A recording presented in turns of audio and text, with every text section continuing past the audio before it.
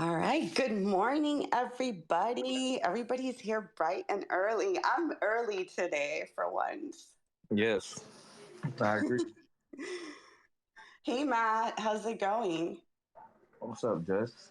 What's up? We got futures here today. I'm actually glad you're here, Matt. I was going to reach out to you because we're going to be talking about footwear and how that's playing a role with NFTs and the content creator economy for footwear. So, interesting conversation with our special guest today. Give it a minute for everybody to trickle in, but welcome. Good, Oh, good footwear. morning. Good morning. It's GM. it's Swole, by the way, or Daniel, whichever you want to call me.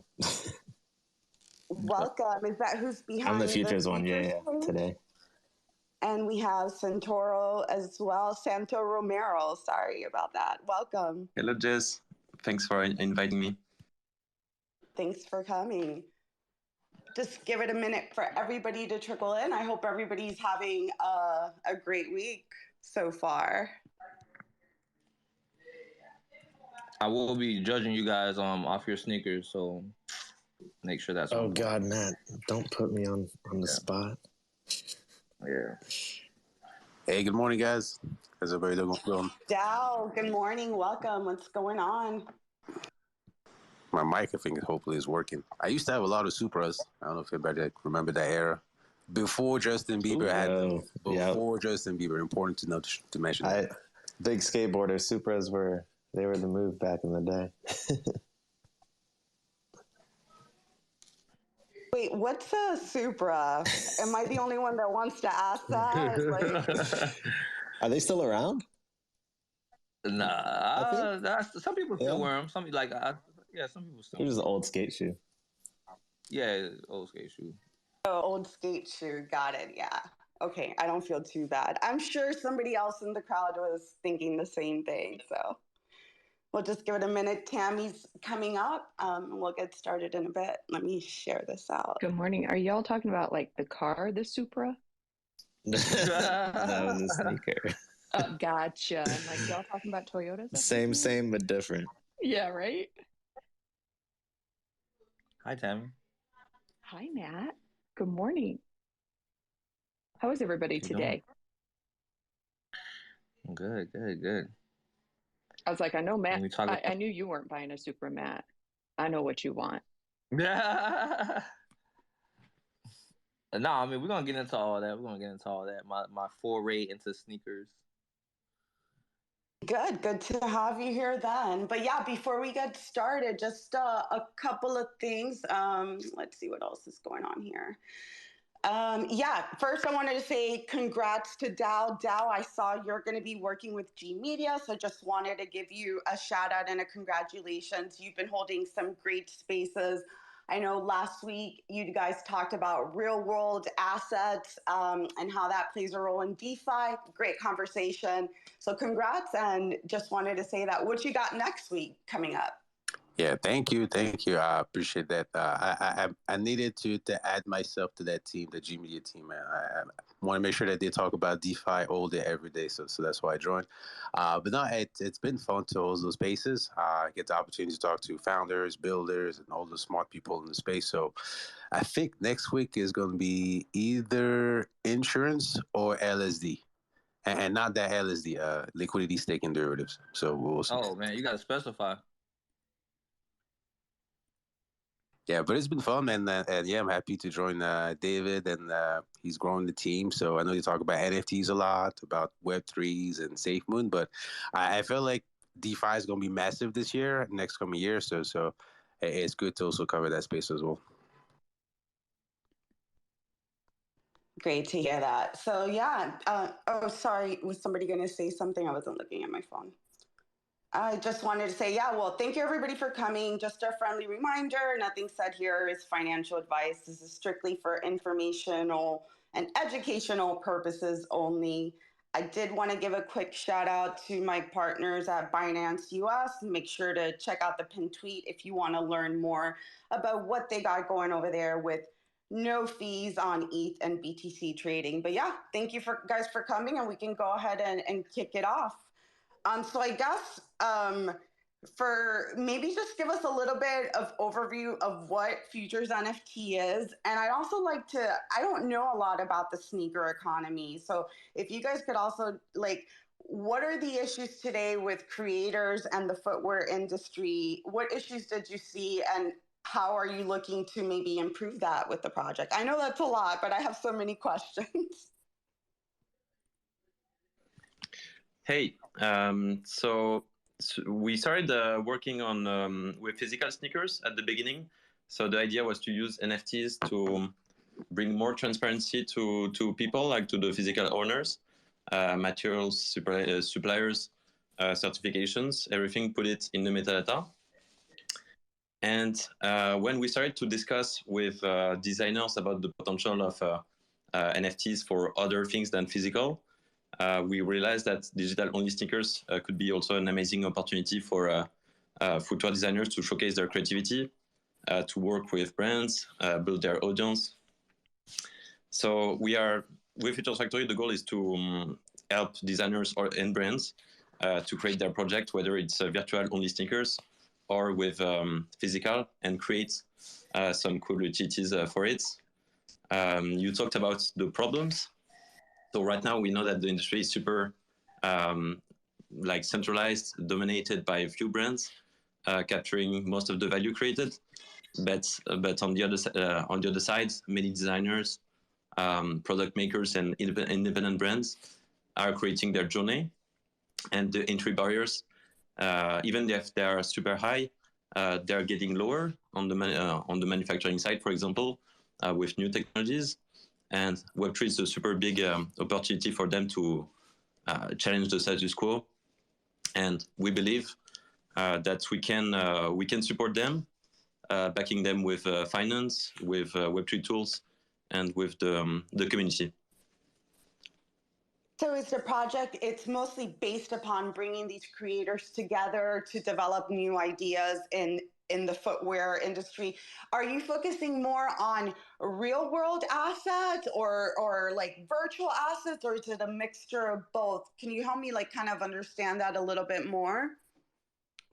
Yeah, it's really both. When we started, it was mostly like designers and virtual sneakers, because they were the first to really understand how they could leverage this technology. But we started to work also with physical brands, like Shoes 53 was co-founded by a former Balenciaga designer. Now we work with foot soldiers created by former Puma designers, and they want to create physical sneakers. So we help them on the virtual side, but also like help them like creating the right workflow to allow those sneakers to be usable in virtual environments. So we standardize the 3D workflow so it can be worn by the owners in different games. We have a partnership with Spatial. We try to build other partnership with other video game editors. And in the future, we're sure that it will be easy like to connect, to build the bridges with those games and social virtual environments to allow all the designers and brands to easily put their designs in those games. Yeah, that's pretty dope, because I know I've used like Spatial, and the outfits there are pretty basic. So if I could have like a custom, shoes or custom sneakers, like I'd totally be for that. Definitely looking forward to some more custom gear. Anybody? Oh, go ahead, Dal. I was just gonna ask if anybody had any questions. Yeah, love the French accent. Mon avis, tu viens de Paris. Parisien, je crois. Parisien, oui. Ça se sent. My question is, so when you work with designers, right? I'm sure they have their opinion on metaverses and how, I would say, aesthetically pleasing it is to create, those assets in, let's say, Decentraland versus Sandbox, or do you get a lot of feedback? And do you think there's like metaverses that are coming up, like Wilder World or others, a bit more, I would say, visually more appealing? Do you get a lot of feedback as to which one they think is more attractive for them to create in the virtual assets? So they don't have like in mind a specific environment, but sure, they don't really want to see they're super high defined quality sneakers getting screwed up to be worn on Sandbox or elsewhere. So they prefer to see their sneakers used in other high quality, high def environments, like Wild World, for example. We work with Petliger that has been working with them, and we will also like build a bridge to allow our sneakers to be usable there. I think they are on Unreal Engine 5. So with our partners, we want to have like the workload that will allow these designers and brands to have access to these video games without having to create some partnerships with them. So yeah. But also, like, and that's where I think spatial kind of comes in. We've done some spatial rooms with some designers and collaborators in the past, and a lot of them use the Ready Player Me kind of engine and world and stuff. And a lot of those are much higher quality that you're going to see from versus like a Sandbox or a Decentraland. So like personally me, and that's kind of the cool thing about Ready Player Me is they're working on more of like an interoperability that you can kind of take it into different worlds and different gaming atmospheres and stuff. Yeah, that's pretty cool. Interoperability is definitely key. Go ahead, Matt. So are you guys I guess an incubator for NFT shoe designs or is future shoes? Is this a future factory? Is its own like its own like digital sneaker brand? Like is it like a RKFT kind of thing? Like I'm trying to understand. Like are you guys helping create shoes, or you guys are a shoe itself and that you're gonna implement into the metaverse? So we have a lot of partners that ask us to do some sneakers, and we can do it. But the idea is really to be like a platform and an accelerator for the most promising designers and brands, especially for physical projects, because this is the hardest, but also the most interesting part for us is to bring like people like sneakers lovers, like if they are not into crypto, that's okay for us. Like we want to attract sneakerheads, and so this launchpad, we have partners on the 3D printing side, on the modeling software side with Gravity Sketch, used by like thousands of designers and universities. We have partners at Adidas, at Jimmy Choo. So what we're trying to do is to create a better accelerator that will a better way to support and elevate those designers, those promising designers. And we also want to engage the community with it. So this is why we have been starting to work on the Pioneers, which is our avatar project. And with the Pioneers, we will make our model more collaborative. They will have a choice whether we should invest in one project besides another. For the accelerator, the process will involve the footwear creators to present their vision, their projects, their track record, their roadmap. And on the other side, you will have like a collaborative creation process with the Pioneers that are NFTs, but also governance tokens to decide which project we should fund. So yeah. Okay. And to each of you, what's the best sneaker you own? I think it would be the Breads from Jordan 1. Nice. I have some custom Bored Ape shoes that were handmade, hand stitched together in Puerto Rico. So those are my favorite.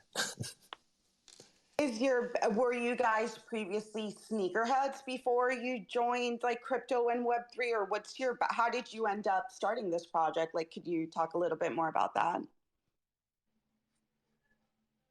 Sure. So I started a long time ago. Actually, it was fun. I started to collect sneakers a long time ago, but I started also my sneaker brand in 2018. It started really just as how would you say, proof of concept. Not really. I wanted to create something around sneakers, but when I saw like the first projects in blockchain focused on creative and fashion industries like Luxo or Provenance, this is how I understood like the potential and that we should do something around sneakers for authenticity and transparency purpose, certifications. So this is how we started. So just a bit of background around this brand. So I started this brand just with 3,000 euros in 2018, and we did a crowdfunding campaign the next year, we got almost 1,000 pre-orders, and it was really cool. Like we even had our sneakers displays at the Design Museum in London for the biggest exhibition on footwear. And we had super OGs ordering the sneakers, like Roam from Dapper Labs, but also Marjorie, Fabian from Luxo. So it was super early for NFTs, and footwear is super complex. We learned a lot. And this is also why we started Futures Factory, because I know how hard it is to launch a footwear brand. And yeah, so right now we think we are well equipped to create like an ecosystem and make all these footwear founders help each other and work on some utilities and some solutions together to elevate the industry together. Yeah, I think you brought up something interesting about like authenticity. I know that's like a huge issue in the sneaker collector world today. I don't know much about the sneaker. My boyfriend does collect. I know he's always complaining that he doesn't get whatever drop comes out because it gets botted and things like that. Or he has to like drive an hour to go meet somebody to buy a shoe. I'm like, you're just meeting these random people off the internet for like some shoes. Like, well, I don't know. Did you mean Jess? What? That was Siri. I said Justin, and she was like, "Did you mean Jess?" That was my MacBook. No, but it's footwear is serious. Footwear is very serious, and I think it's with the advent of the internet, it's only grown more serious. And I like what you guys are doing for sure. The authenticity thing is definitely a good of product. I'm not value addition I could see to NFT sneakers, because authenticity is a big issue. I don't know if y'all heard about Nike suing everybody like now, like because of patent design, copyright infringement. They going after Bait. They going after a whole bunch of sneaker collections now. And StockX, they recently sued StockX because StockX was selling fake sneakers, and there's really no way to authenticate that. I mean, there are ways, but like the ways that they have now, I feel like could be improved upon using blockchain technology. Whatever happened to that StockX thing? Because remember they were doing like the NFT verification of the sneakers, and then I think it was Nike that got them like where they took it down or something. Yeah, it was Nike. They made them. Yeah. Nike sued the hell out of them. Yeah, did they stop it? Destroy it? I think they had to remove the message of saying that all their sneakers are authentic. They had to remove like that message, like that advertising message, and they probably had to pay Nike some money. Yeah, so now when I see people who say they got shoes from StockX, I kind of give them like a side eye, like bootleg StockX. Yeah, I've heard StockX. Like, isn't that where you bid and it's always get botted? Yeah, I think that's the site he uses. Yeah. Just tell him stop shopping on StockX. Yeah, and stop meeting up with random people to swap shoes. I did have a question. So it's obvious, like you've been in the footwear business. You obviously have connections and know how the traditional industry works. Is your community focused more on creators that are already in the shoe industry, or are you able to take on creators that might be never done this before? Like, what do you think is the balance, or how do you want to see that community grow? I think, go ahead. Go Daniel. I think for now, it's kind of a mixture of both. But the cool thing that from like the community we've kind of grown over the past year or so with Futures Factory is we have a lot of just like community designers. and a lot of that support for like us and stuff, and they kind of support each other and created their own little niche kind of groups on the side, right? There's tons and tons of underground designers that are just making some really cool like conceptual designs. So I think a lot of the support, especially we get from being in Web3, is to kind of disrupt the current infrastructure, right? So I think a lot of the support is mainly coming from people like Johnny Kicks, people like Rare Shoe, and like designers that we have working on our avatar collection with the pioneers, are sneaker designers also. So I think a lot of that support, it's kind of where a lot of the focus has been so far within our community, like the smaller designers. And we also have like a lot of artifact verified creator who work with us, collaborate with us, because they want to launch also their own brands, and they know that working with us, being totally autonomous, decentralized, it will be easier for them. So this is on the collector side, and on the creator side, and Daniel explained it well. We have a lot of credibility on this side. But on the collector side, it was a bit harder because we initially targeted the followers of these footwear designers.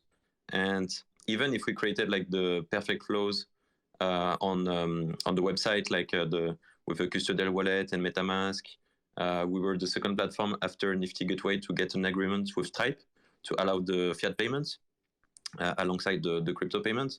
And even with that, it was super hard to convert and attract the users because I guess that they don't. We made some polls on Instagram, so they don't really like understand for now the value proposition of virtual sneakers. The offer wasn't like super clear on virtual sneakers, so it was complex. But we had a lot of customers. We sold out almost every drop, and for the community that was already into crypto, they were more interested by the fact that they could invest on the potential of the project and the ecosystem, the creator ecosystem as a whole, rather than a specific designer or product. And this is why we started to create like a new kind of offer, the Pioneers collection, that will be like the gateway for collectors to invest indirectly and to support the ecosystem. So it's a new thing. And also like as I said, like the avatars will be dynamic, so we will be able to make them evolve based on what they collect on chain, but also what they do off chain. Like it could be marketing quests, organizing events, creating original content. So we'll try to build a ranking, like a reward system, and your avatar will be able to rank to level up and level down based on what you do. And with that, you will have like different perks and benefits. So that's the idea. Yeah, I saw that. So as you complete the quest, then you're saying that your NFT will upgrade. Is that what you're saying? Exactly. So it's tech-wise, it's a bit complex, but we have one immutable collection on mainnet, and then if you want to get deeper, like in the project and get more involved, you will be able to mint a dynamic avatar that will be able to change both visually, but also like in capabilities. Nice, pretty dope. What blockchain are you guys deployed on? Are you guys currently on ETH? Not for now. So all the sneakers are on Polygon, but like I said, the main avatar collection will be on ETH. Okay, no, makes sense for Polygon because of the cheaper fees, and we're seeing a lot of adoption in that ecosystem recently. I know you were gonna say Polygon. I exactly. Yeah. I knew you were gonna say Polygon. Yeah, for wearables or like digital, digital wear, it just makes more sense, right? To be on Polygon or something that's not the main layer.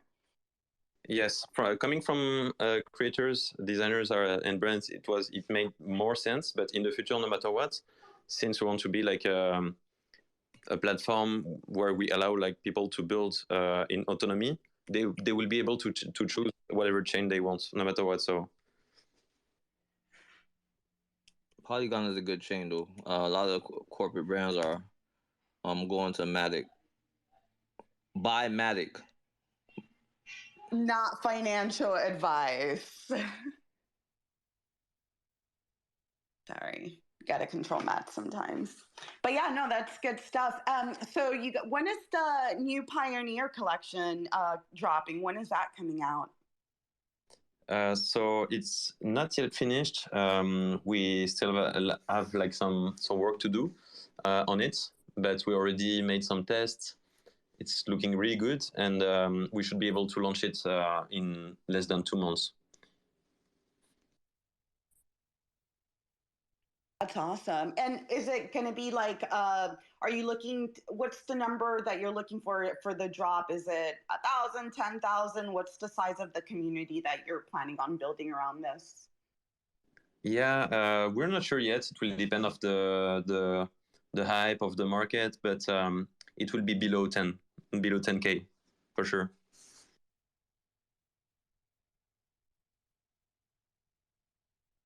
Is it okay if I ask a quick question, Jess?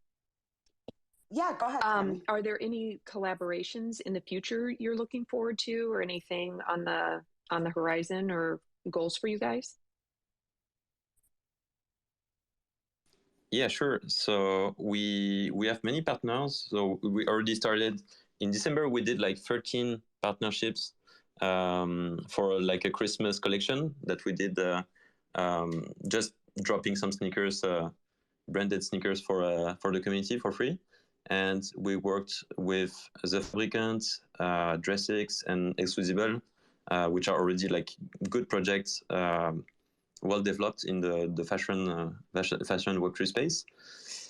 We have something coming with we have several projects coming, but I can't really say right now, and would love to do some collabs in the next months. We'll do a lot of allow list spot collabs.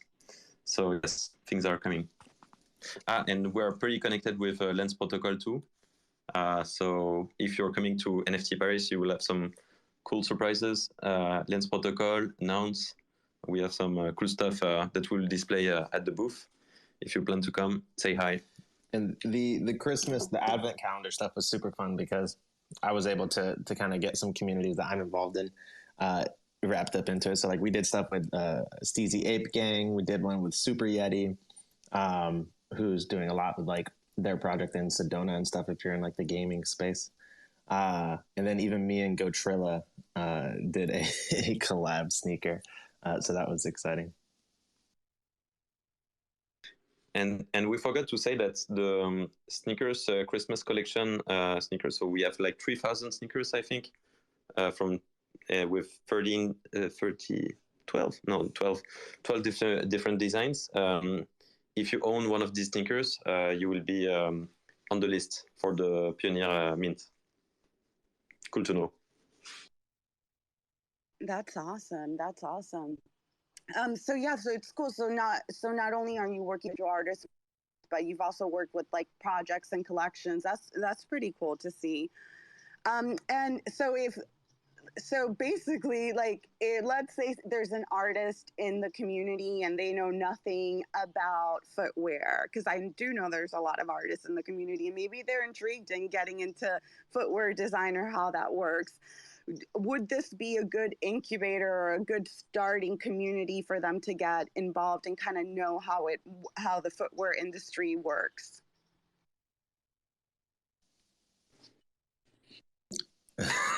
Go on, Daniel. No, definitely. I'm not a designer by any means. I don't even know how to use any like Blender or anything like that, or Gravity Sketch, but we have like a community of, that's kind of like the first core community we onboarded and brought into Futures Factory was designers, because it is focused around elevating their voice.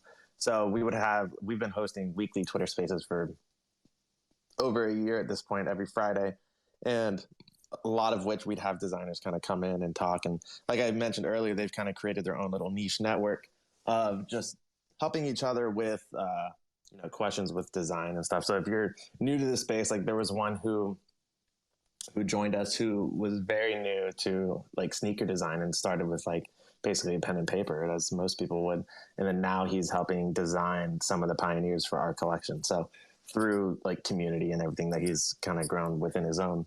So yeah, it's definitely a good place for people to come to even start or collaborate with others. Yeah, sounds cool. Sounds really cool. And what else? So anything else that we may have missed or not covered, or you think that you want to make sure the community knows about?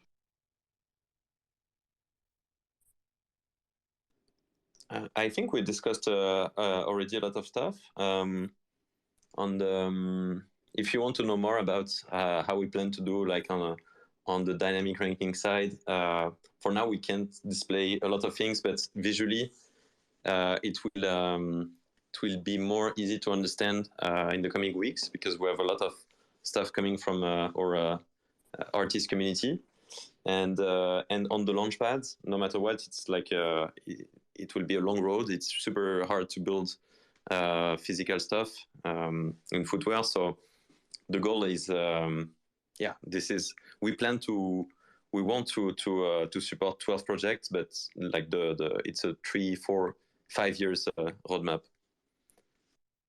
Yeah, and also one thing to touch on, we've been doing like quests that we've been putting up on Crew 3, which is like a quest board, and you go and like do certain tasks and everything, and once you accomplish those, you gain XP. So it's like a little bit of a game. And then every week we have people on top of a leaderboard, and if you're on tops of those leaderboards, you qualify for like free mints and stuff once the Pioneer Collection comes out. So that's a good way to kind of learn about the project, because it takes you to our Medium page, it takes you to our different social accounts, it takes you to our website. And there's like little scavenger hunts and stuff that we've done kind of along the way, as far as like naming the different families that are within the collection and finding different symbols and stuff. So it's been like very interactive for our community to have. And I know you. It sounds like you guys are going to be in Paris, right? Dow, are you going to be in Paris for that conference that's coming up? When is it in? It's the 24th of February. No, I'll be in Colombia. But hey, good luck with the winter over there, man. I'll be sipping pina colada, 70 degrees over there. You pick your travels wisely, I see. I try. But no, it sounds like a fun event. So Paris is actually like a capital for crypto. Can you guys touch on that? I know there's a lot of events, a lot of companies as well, like building in crypto. Can you guys maybe touch on that ecosystem?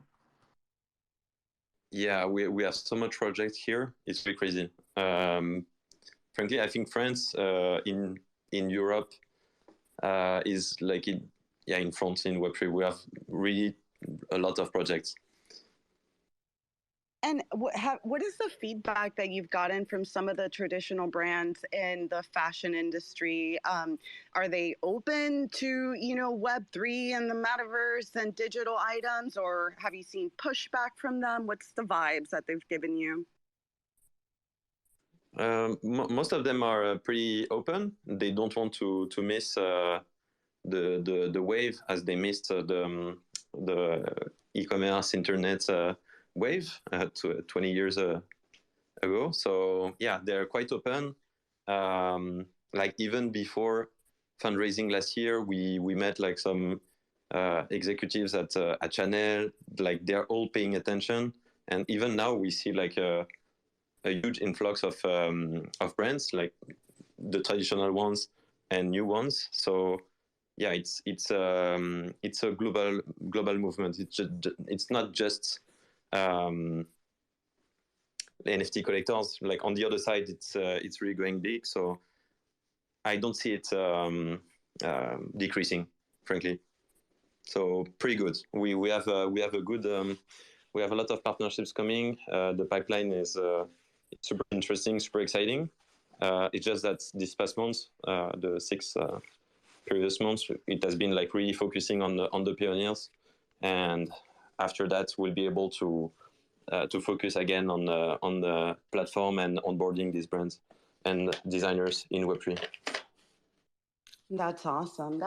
Yeah, I'm looking forward to seeing how the Pioneers works out. So definitely, feel free to come back in a couple of months and keep us posted on what's going on. But thank you so much for coming by. And unless anybody has any other questions, yeah, it was fun having you guys. And unrelated, but did you guys see that Tiffany and Nike are dropping like a collab shoe? It was hideous.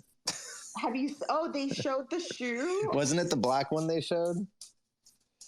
I didn't know they showed it yet. Did they? Okay, maybe it was just the box then. I did see something of Nike came out with like, it was just like a black shoe that had Tiffany logos on it, but maybe I am mistaken. I saw a brush for cleaning the shoes. This is the only thing I saw. It's probably just going to be a regular like Air Force One, and it's just going to be trash, and they're going to charge you $1,000 for it. I know. I want it like for the box. Sorry, guys. I had to like... switch to. I was on my laptop. You said about the Tiffany thing, right? Yeah, the Tiffany and Nike. Who said it was hideous? Don't attack me. I'm gonna agree with you. It is hideous. Oh, thank God. No. Like it's literally a black Air Force One with Yeah, you saw it, right? Like that's all it is. Like yeah. Nothing special about it. Like nothing. Can you post it? I haven't seen it. I want to see it too. Bro, it looks like something y'all would got in like the 5th grade or something. Here, let me see if I can find it. But I saw that. There's nothing. If don't post like this. Don't post post it. Somebody find it and post it. It's very easy to find. So if nobody told you it was a Tiffany branded Air Force One, you would have easily looked over it. Like if it was sitting in Foot Locker and nobody told you like it was a Tiffany Air Force One, you wouldn't. Anybody would have like just. I pinned it, and I think this is the one. So are these all going to end up on StockX? Probably, real talk. Just read the comments. L major big L, trash, So, trash, $9,000. We could talk about this for the sneaker culture, sneakerheads. You guys know like their tastes have evolved, matured. So Tiffany's not gonna. Here's the shoe. You see, if you guys see that at the pin top, this is not gonna fly with sneakerheads nowadays. Like just because it's Tiffany, like we're not rushing to go line up to go buy these. Like this is not making me move at all. I saw these, I was like, pass.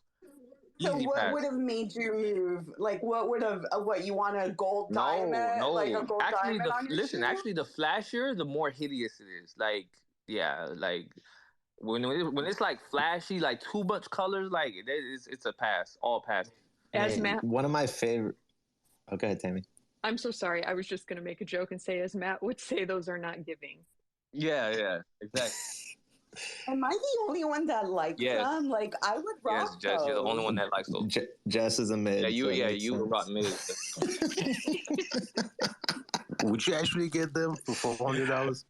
I like the shoes.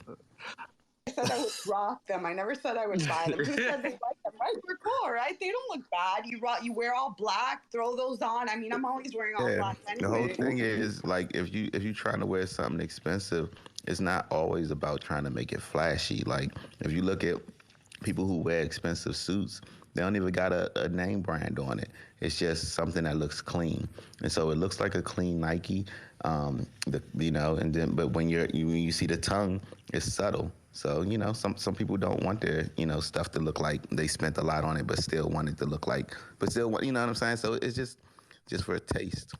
But can't I just get like a regular black AF1 and just have someone custom color the check? Yeah, so like if it's not for you, you shouldn't worry about it. You know what I'm saying? I don't know, to each his own, but Nike is not getting away with this, and we should bring back ice creams. Those are my favorite shoes that I have. They're orange and yellow, big puffy ice creams. All right, let me tell you something. I would rock them. I'll accept gifts. If somebody gets them and they don't like them, I will take them. Wait, what happened, JD? I got something good. Y'all ready? Maybe. Back in, I think it was 7th grade, all right? I got the blue suede Nikes custom, all right? Just custom, low. It wasn't a high top. It was just low Nike, but I made it say, I got the custom embroidery, and I made it say 5th Ave on the back of the sneaks. So if anybody's walking behind me, they read 5th Ave. I made it look cooler than it really was. People thought it was like from something special, but really I just put some shit on it. Made it look cooler. Everybody's wondering where you get them Fifth Ave shoes. I'm just like, you just go to the website, you can put it on there. And there is a thing, you guys, and Matt can probably explain this. I'm still learning. So there's like the mids, the high top, like it's a thing. So one is cooler than the other, and you don't want to crease the tops of them. I know that too. I'm learning. You don't rock mids. You even have like smaller like hand, I guess, creators, designers. Like I just pinned up to the one that I had made of my 8. And it's like that's just something that a guy in Puerto Rico that I know that has a like custom sneaker brand made that. And it's like, why are we coming out with something like the Tiffany one? It's a cash grab. Never mind. Oh, that looks dope. I like that. The one that you put up. Yeah, Just will be definitely rocking mids. So you think that would be a better shoe for a Tiffany collab? Because that joint looks hideous. Yes, it's better. It's really just on about, the record. Like if Tiffany put out some shit like that, that'll be the end of Tiffany. See, the thing about diamonds are subtle. I mean, it just depends on how you wear it. Like jewelry, a jewelry company ain't about trying to be gaudy. Like sometimes it's just about smooth, like simple, stylish alignment. Like that shoe right there, it changes your whole. You got to put a whole outfit together just to wear that shoe. I think more so when I see it, it just doesn't say Tiffany to me. Like I'm not like, oh, that's Tiffany. What is Tiffany supposed to say in a shoe? Like I don't know, but I'm waiting I'm waiting to be inspired by it. Yeah, hip hop. I get your point, but just looking at the shoe, it does feel a bit too simple. It feels like what Matt was saying that for who the sneaker. But hold on, I think the sneaker movement has moved, through some. I think y'all phases, branding though, right? But real quick, let me finish. Let me lay my point, right? For example, right, you have the Yeezys that happened, and I think that I'm sure for artists and designers, that changed, whether you liked it or not. That changed how people think about what a shoe should look like. And I'd like to hear from you guys, like, what is the shoe that everybody is on right now, or what's the style that's hot right now? I think y'all missing the point. I think when it comes to a brand collaboration, you got to understand branding. And so what they did was they brought 2 brands together. And so in the process, you got to it has to work for both brands. I think that Tiffany has a subtle, clean design aesthetic. And so what they did was super on brand. I think that if they would have tried to make it, put diamonds on it and all that stuff, it would have came off real gaudy and tacky. I think what they did was a good execution.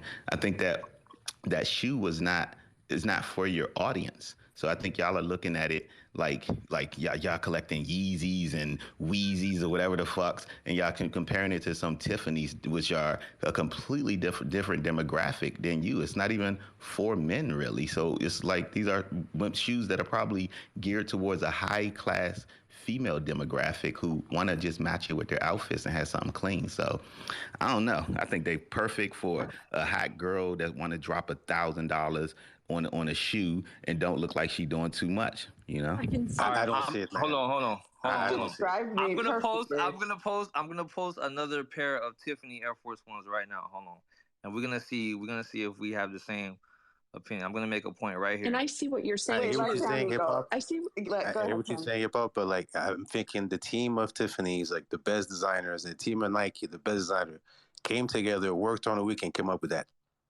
I'm disappointed. I see what they did though with the Tiffany. Look. Hey guys, let Tammy speak. Oh, I'm sorry. No, that's Tammy, okay. go ahead. That's okay. I was just going to say I see what they did because I looked a little closer at the shoes. So they just went with more of the subtle, their sterling collection that they typically do with the chains, and that's what they're doing with the back. So obviously no with the diamonds and things like that, but they went with their popular collection, which hip hop is on point with that because that is very, very popular for them. And it does speak to more of the female audience, I feel.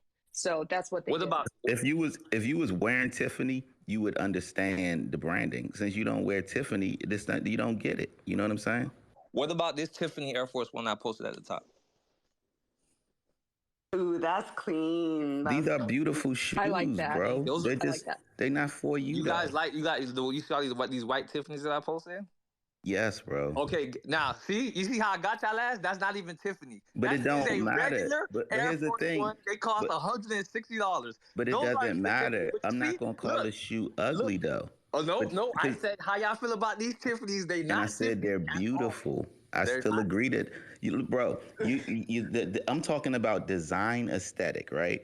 These are like the thing about Nike Air Force Ones. They're beautiful design aesthetic. The Nike symbol itself is beautiful design.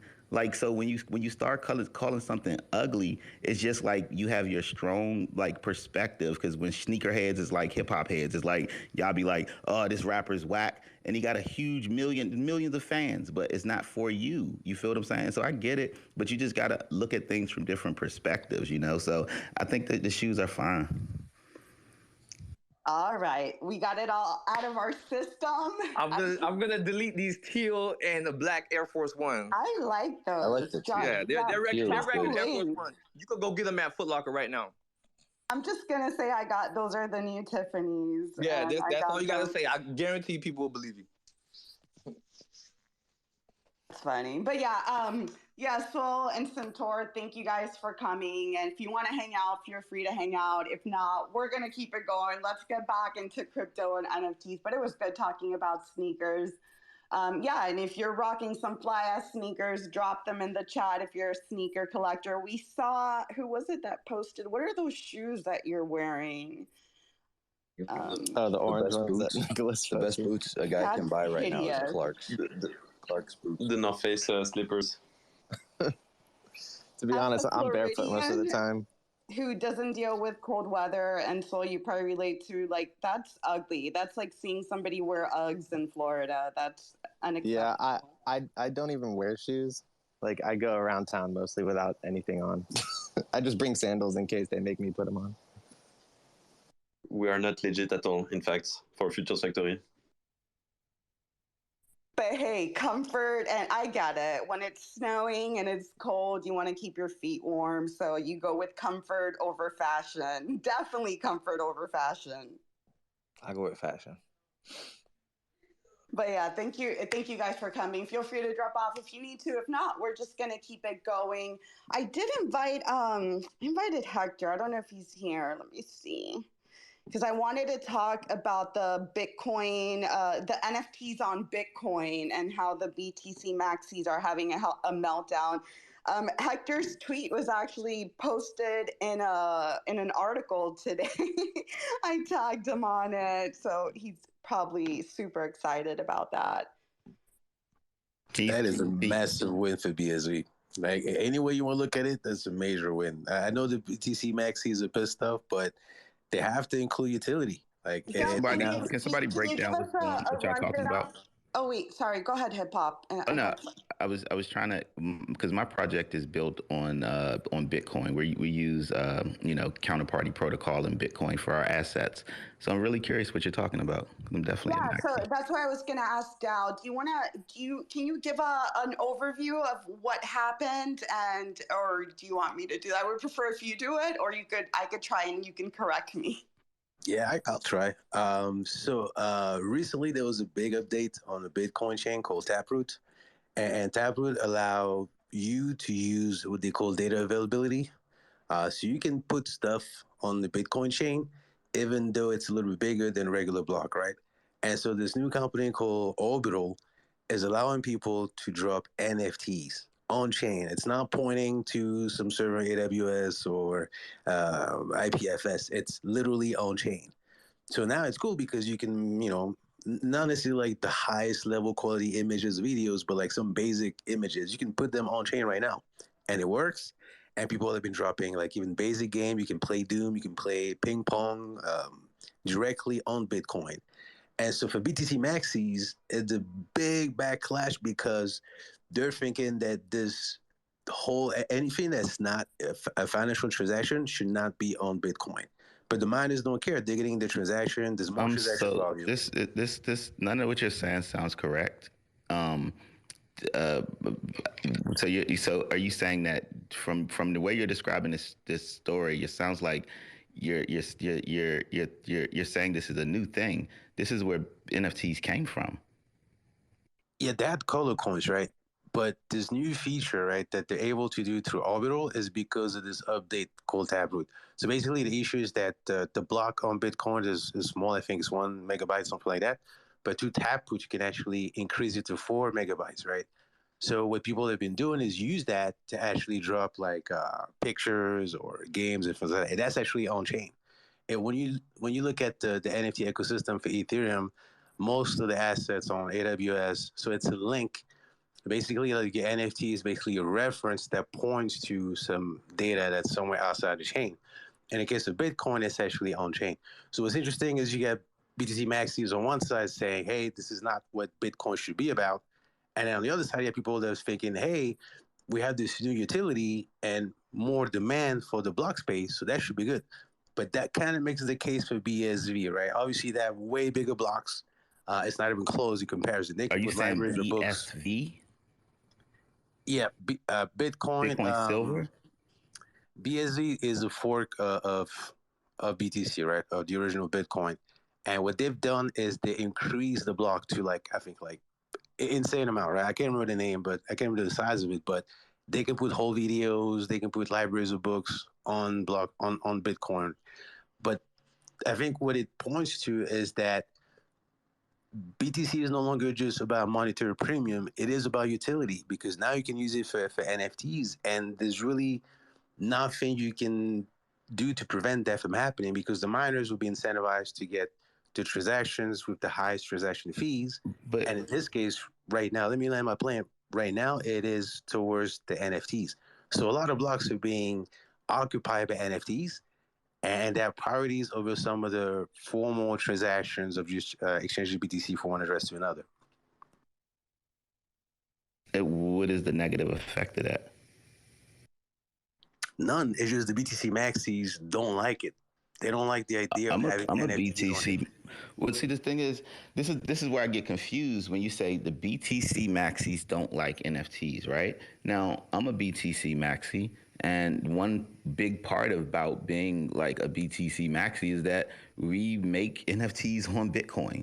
And the thing is, Ethereum, I mean, Vitalik, before he, before he did all of that, he was part of the Bitcoin ecosystem, creating projects over here, and he wasn't alone. And so utility has always been here. Like, it started off with trading cards. They had trading cards on BTC, and that's part of even what we're doing with our project. And and even like with a Satoshi, if you think about, if you ever watched the Japanese version of Pokemon, the main character Ash, his name is Satoshi in the Japanese version of it. And when they created the NFTs and Bitcoin, that was an homage to even the trading cards. And one of the big utilities of the initial things was trading cards. For me, when I think about the story of Bitcoin, it always included utility and all of those types of things. So I think Bitcoin maxis say that we should be using more Bitcoin. And so NFTs,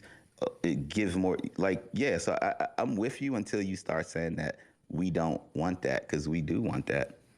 Well, talk to Adam Black and what people are considering the BTC maxis, right? And to your point, these guys don't necessarily adhere to what Bitcoin was about to begin with, because you guys had color coins before there was ever any NFTs on Ethereum. So if anything, you have to separate the BTC maxis from, I would say, the OGs, the real OGs, the cyberpunks, the libertarians that came into Bitcoin in the early days and that were open to experimentation and utility on the chain.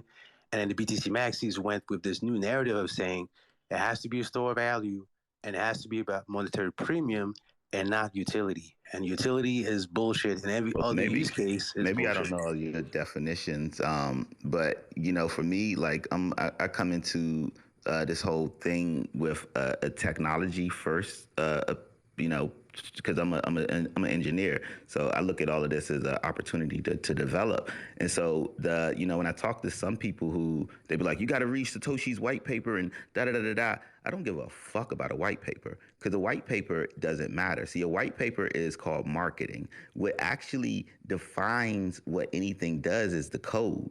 You don't read the white paper, you read the contract. And so if the contract allows things, then that's what Bitcoin was allowed. So if Bitcoin didn't want these things to be allowed, it would have prevented it in the code. You don't write words and say, I don't want this to happen. You make technology that has limits and boundaries on it to prevent certain things. And if you leave those holes open, you want growth to occur through those opportunities. And so I think that when we talk about what Bitcoin maxis are, we got to look at how Bitcoin was designed.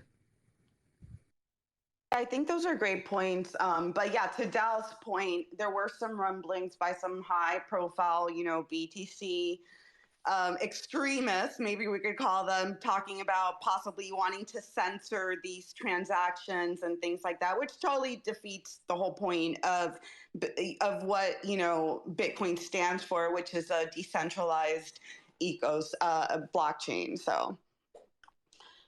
But yeah, that's interesting to see. And I saw that Udi had posted that apparently with the NFT he minted, it was the largest transaction in Bitcoin's history.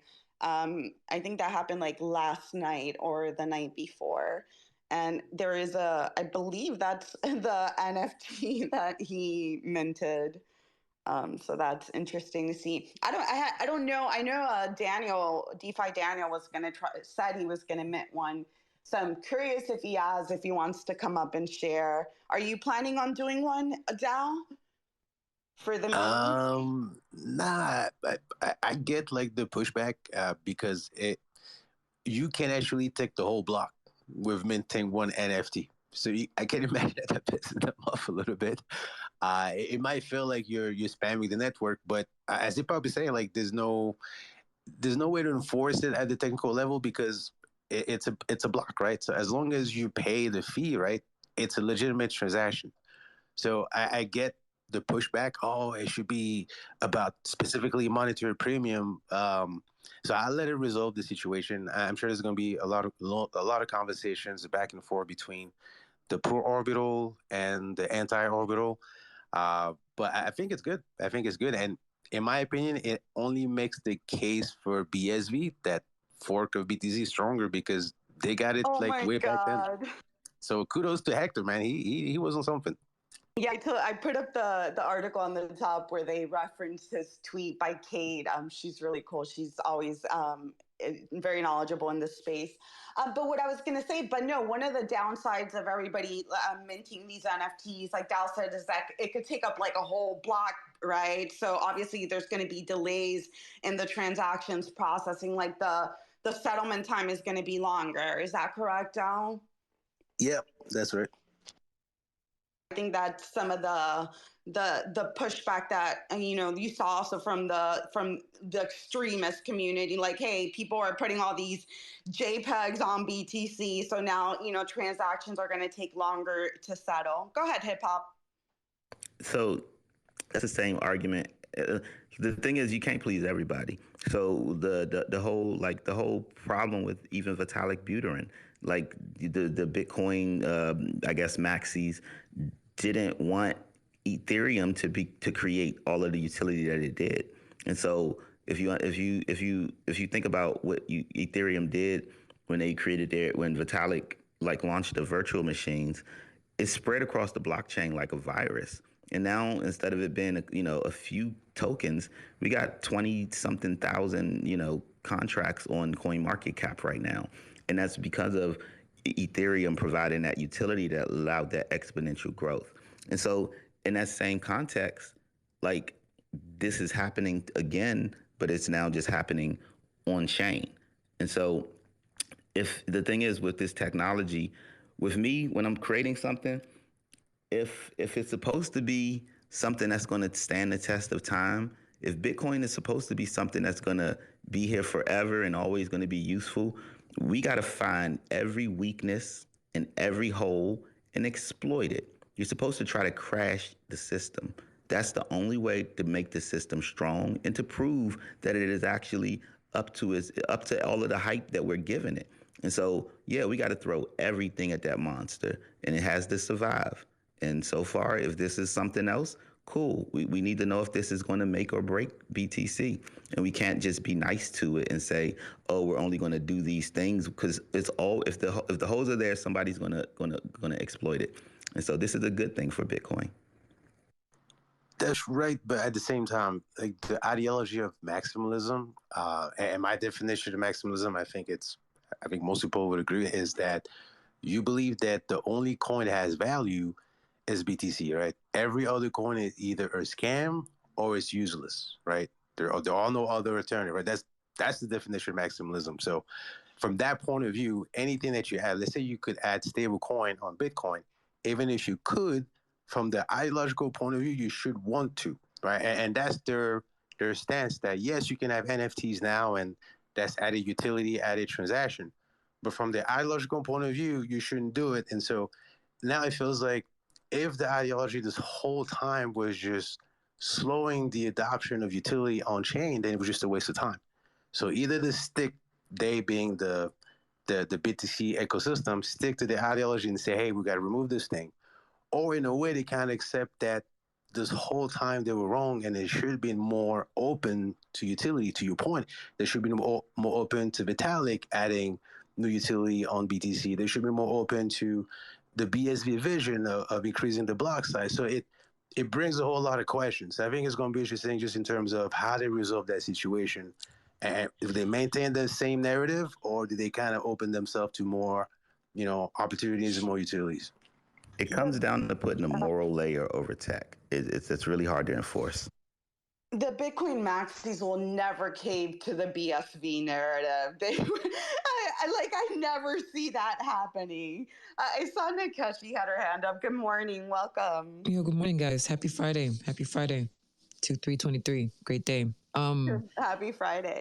That was the thing about being a maxi, and I'm saying this as a reformed maxi, is that there's not really how do I say? It's like being a cultist. You know why you in that cult, but if somebody tells you it's a cult, you're gonna fight it from here to the end of time. But that's the only place you ever made friends. So I don't see. I'm team down on this. They're not gonna convert, and it's because there's an ideology that they need to hold on to.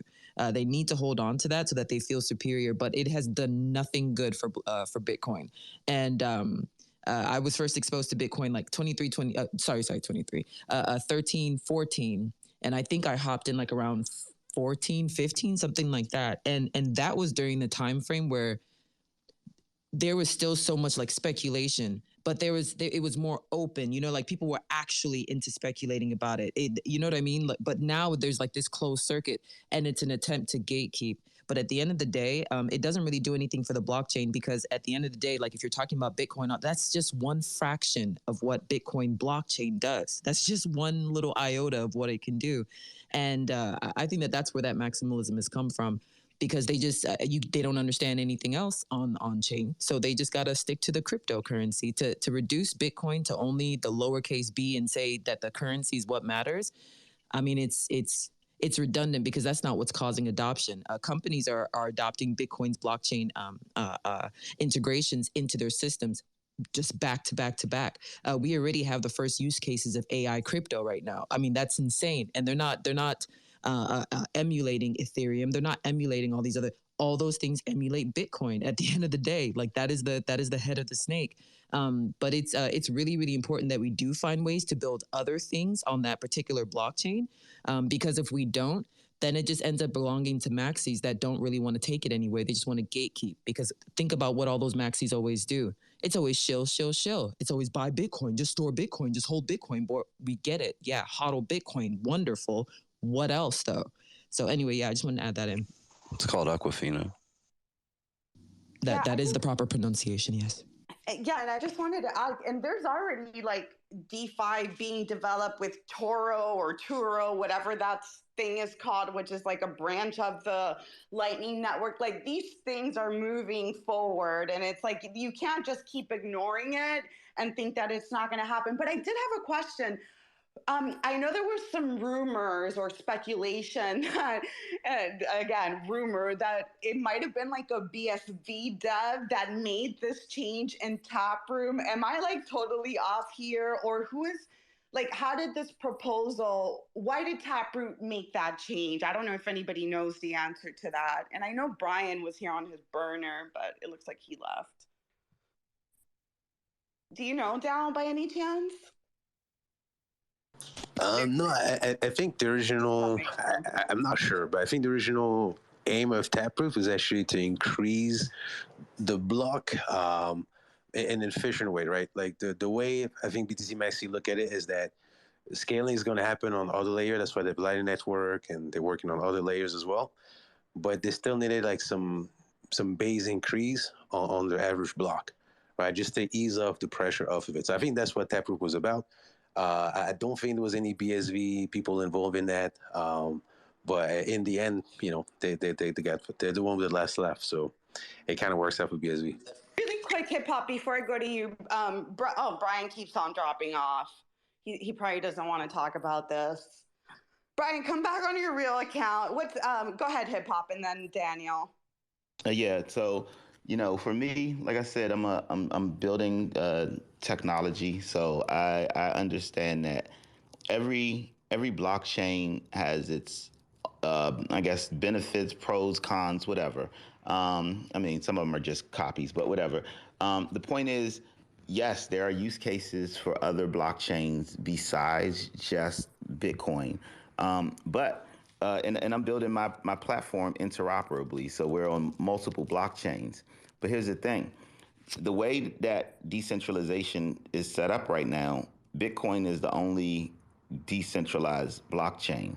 So because of that, the way that I'm even setting up my interoperable network is that you'll be able to do all of these functionalities on whatever on the other chains, but the main store value and everything will get pushed back to mommy, and mother is Bitcoin. And so the other blockchains in theory slide back to Bitcoin. And so I'm building my project with that logic so that, you know, you'll collect assets and other things and operate on other blockchains, but you come back to Bitcoin. And so for me, a Bitcoin maxi isn't just saying that you only use Bitcoin for finance. I guess that's a new term for me. I just thought Bitcoin maxis understood that Bitcoin is the head of the snake, but it's really the only coin that does matter because it's the only one that's truly decentralized. So they all provide like use cases, but when it comes to like at the end of the day, it goes back to Bitcoin. Oh, Tammy, you're not on I'm so mute. sorry, my dog just. And we love it. We love it. Stay off mute, and we just want to listen to your house sounds. Really quick, let's see if Brian's back. Brian, what's up? Are you stuck because of all the NFTs being minted on Bitcoin? Is that what's wrong with your connection? No, I'm stuck because I have like 3,000 plus web sockets running on my phone because I'm fucking around with Nostr and it keeps breaking my fucking connection. Also, I can't get on my real account because I deleted it. Why? Is it because of the whole NFT thing? Is that why? No, because I'm all in on Nostr. I'm just here. I'm a fucking anon, just chilling.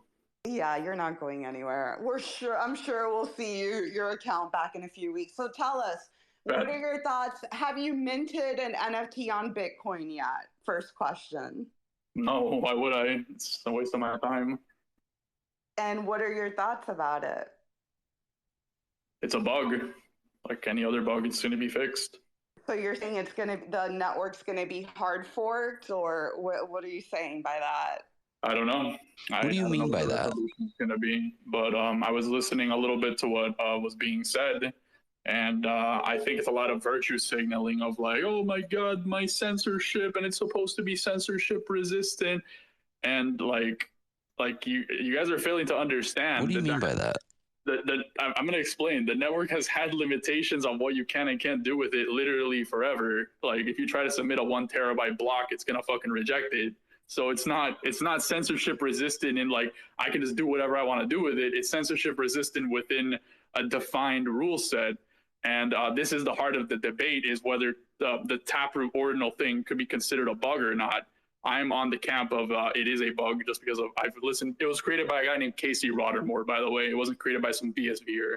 The BSV guys are trying to take the glory for this because they want to be like, oh, look what we did. We finally fucking did it.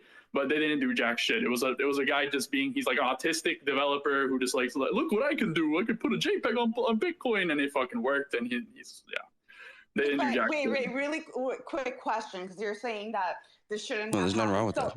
How did this change get implemented? Isn't there like a voting process, a testing? How did this slip through? Yeah, it was Taproot was passed by what's called speedy trial, which it basically ever since there was so much consensus around it and like it was gonna be a good thing, people decided like let's just push it through with speedy trial, which basically means it didn't go through like the BIP process. There was no months of debating and talking about it and voting on it and discussions and like trying to attack it like what happens with normal BIPs. It was just like, oh, let's just fucking implement it. Like everybody agrees that this is a good thing and there was a lot of like I don't know if you remember like a year ago there was everybody putting little green blocks or whatever on their profile. That was literally everybody being like, oh yeah, we want Taproot. And yeah, that's what happens when speedy trials go through. Like people now, only a year later, we're discovering that there was a bug with it. And now, like this debate where people are like, "Oh my God, people are trying to censor it because they're putting JPEGs on the blockchain." Listen, the problem with putting the JPEGs on the blockchain isn't the JPEGs themselves being on the blockchain. This is just my opinion, okay? The problem is that it fucks with the incentives of the network because you literally saw it the other day when Udi minted a 4 megabyte block. That like you said, Jess, it crowds out financial transactions. So all of a sudden now there's like a new way of looking at what's happening on Bitcoin. Is like, do the miners have an incentive to stuff worthless data on the blocks to force the fees up? And that's like what remains to be seen. I mean, and do the sorry, just really quick, one more question. Do the gas fees go up like how in ETH is? Like when there's a lot of traffic, it's the same shit, right? It's not exactly the same because people don't have to pay like additional fees to transact. People can wait for the bloat to go away, but yeah, you have to try to outbid the block basically. So like that 4 megabyte block that got put on the chain, if somebody came along and bid more fees or whatever, the miner would have told them to go kick rocks, and they would have because you know it's all about just making money. Go ahead, Nikechi, and then hip hop. Yeah, I'm gonna have to. I'm gonna try you a little bit, Brian. But I think I'm on. You know, I'm the only one who's anti-ordinal. Everybody here is like, no. You know what? Because here's the thing: like people have been fighting the POW like protocol from the dawn of time, and I think people just need to accept it. I don't know. I don't know because you know when you make the statement like you know people are just clogging up. Actual financial transactions with just nonsense. With at the end of the day, that's really what Ethereum was made for. It was always supposed to be the day-to-day use case against Bitcoin. Like let Bitcoin be what it is, and then Ethereum is here. And I know I felt it. I felt it in the ether that Dow's hand was about to fly out. I just felt it. But but honestly, if we really remember the inception of this, it was always supposed to be Bitcoin for just for grown-ups, and then Ethereum is like go have. Right, but go have fun on Ethereum. I don't know if I guess because like I'm more seeing like the blockchain technology itself. It's hard for me to only compartmentalize Bitcoin as the currency because when I was introduced to it as a blockchain. Like I had to learn that there was a currency associated with it. Hence why it took a couple years for me to finally completely come in. But I think it ultimately for the power that's behind Bitcoin. I don't know if the NFT craze should be on there, but at the same time, it self-corrects, and that's one thing I've always loved about that. It self-corrects because you can't afford it, bro. There's people that are gonna try. Oh yeah, I want to launch my collection. Yeah, go launch your collection for like I don't know, $10 million, some shit like that for 5,000 NFTs. It's not Ethereum, and it's never gonna be Ethereum, and it never was supposed to be Ethereum. Ethereum was supposed to be it. And anybody that tries to kind of like bring in nonsensical stuff, it's ultimately going to backfire. I don't know if it's worth it to launch Bitcoin NFTs, to be honest. I think it's cool just to have one, just to say, yeah, I made this and this is the reason, blah, blah, blah. But as far as like making it a collection, like have all these noobs come and try to launch projects, it's not going to be realistic. And it is going to end up causing some issues in the community. I can definitely see that coming. Yeah, I hope that's also the case, by the way. That's why nobody is proposing doing anything about it yet. Is like everybody is like speculating that this is going to take care of itself because of like like you said, the fees are more expensive than doing bullshit like on Ethereum where you can mint like 100,000 NFTs for fucking $10. So on Bitcoin, you have to pay a lot more. Like I think that thing that Yuri did literally ended up costing them like close to $1,000 or $2,000 to put that fucking block on the chain. So like, and that's just one NFT. So people are speculating that like, yeah, this is not financially viable. So this is just like a fad that's going to price itself out. But exactly, we will see what happens. And yeah, that's the thing. Like people are doing all this stuff on other blockchains. So if the technology really does have any value, it's going to prove itself in the market. I'm just saying, like Bitcoin just being a currency and being boring and nobody being able to do anything has made it the most valuable asset in this entire space. So I think it's doing something right. Think of Logan Paul and the Charizard necklace. Bro, that was the most. Yeah, go ahead and then hip hop. I'm just loving this. I'm enjoying this so much. You cannot believe how much I'm enjoying this. Oh no, bro! Everybody's enjoying it. Literally everybody that wants Bitcoin to like get crumbled is enjoying it. Hold on. See how triggered Brian is right now. I love this. I absolutely love this because it points to a fundamental question about, and I repeat it again. Maybe I sound like a broken record. Ideology versus what I would call it reality. The reality is the Taproot was implemented, and what Orbital is doing is simply leveraging this update. You call it a bug, it's simply they saw what was possible and they use it. Like you can't, okay, a basic question. All those transactions that include the minting of NFT illegitimate, are they wrong transaction, or are they simply different type of transaction being enabled by Taproot? So the reason they're able to push the data on chain is because they're using a script called op false, which essentially comments the data out. So you can argue, and this is an ongoing debate, and this is the argument going on right now. Like, is that a legitimate use? Because essentially what op false does is it quote unquote comments the data out. So, like when you're looking at code, like a compiler will go through the code and they'll see like things commented out for developers being like, yeah, this is what this code does and that code doesn't. They just ignores it. That's literally what's happening with op false. It's just going over the JPEG data and it's just ignoring it. So that's the heart of the debate, is this ignoring of the data like actually correct, or should it be verified by the validator, the Bitcoin block validator? Yeah, and if you were to, let's say you guys decide that it's a bug, how would you fix that? Would you need a fork to do that? Would you need a hard fork? Probably, yeah. I'm going to enjoy this. Like the next couple of months are going to be fun. So not fix it at all, just run away from it in the opposite direction. That's all right. We already went through this in 2013 and 17. This isn't the first time. I'm not worried. Interesting stuff. Go ahead, hip hop, and then I'd love to hear from DeFi Daniel. Yeah, so the statement I made earlier about it's hard to enforce a moral level on top of technology. He kind of answered, Ponzi answered that with the DAO. Makes sense. So if the DAO is voting on the changes for things to be implemented, there's no DAO. Okay, so cool, appreciate that. So can I ask you, how did you said it went through a slow vetting process or slow vote or something? Can you explain what that means, like that process, if that's not through a DAO? Yeah, so the way the upgrade process works in Bitcoin isn't that there's a DAO or whatever that votes on it. It's you vote with your node. So if you're running a node and you're signaling for Taproot, you basically just upgrade the software that your node is running to say like, hey, Taproot transactions are now valid on my node. And then once enough of the network does that, I believe the threshold was 80%. Once 80% of all the nodes are signaling that they're okay with Taproot transactions, the miners then say, okay, it's time for us to switch over and start mining Taproot blocks as well. And then that's it. That's how updates happen on Bitcoin. Appreciate that. Now, I guess my next comment would be to say that all coins with I guess the woman mentioned that she was introduced to blockchains and didn't realize it was a financial thing. I would say I didn't say I didn't realize it was financial. Yeah, the last time I interacted with you, you insulted my grandmother and my mother. Please at least pronounce my name correctly. No, I can't. It's real hard. You was some trash. So, but thank you, thank you, hip hop. Thank you, hip hop. Okay, we're not gonna have that. And no personal attacks here. You guys take it to the DMs. We could set up a battle round. I don't know, but let's keep it respectful.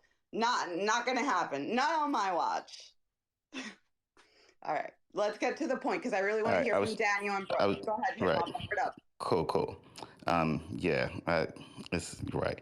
But I guess my question for Ponzi, I'm trying to understand more about that. I guess that process, because if the nodes voted it in, then of course the nodes could vote it back. It wouldn't really require a hard fork, right?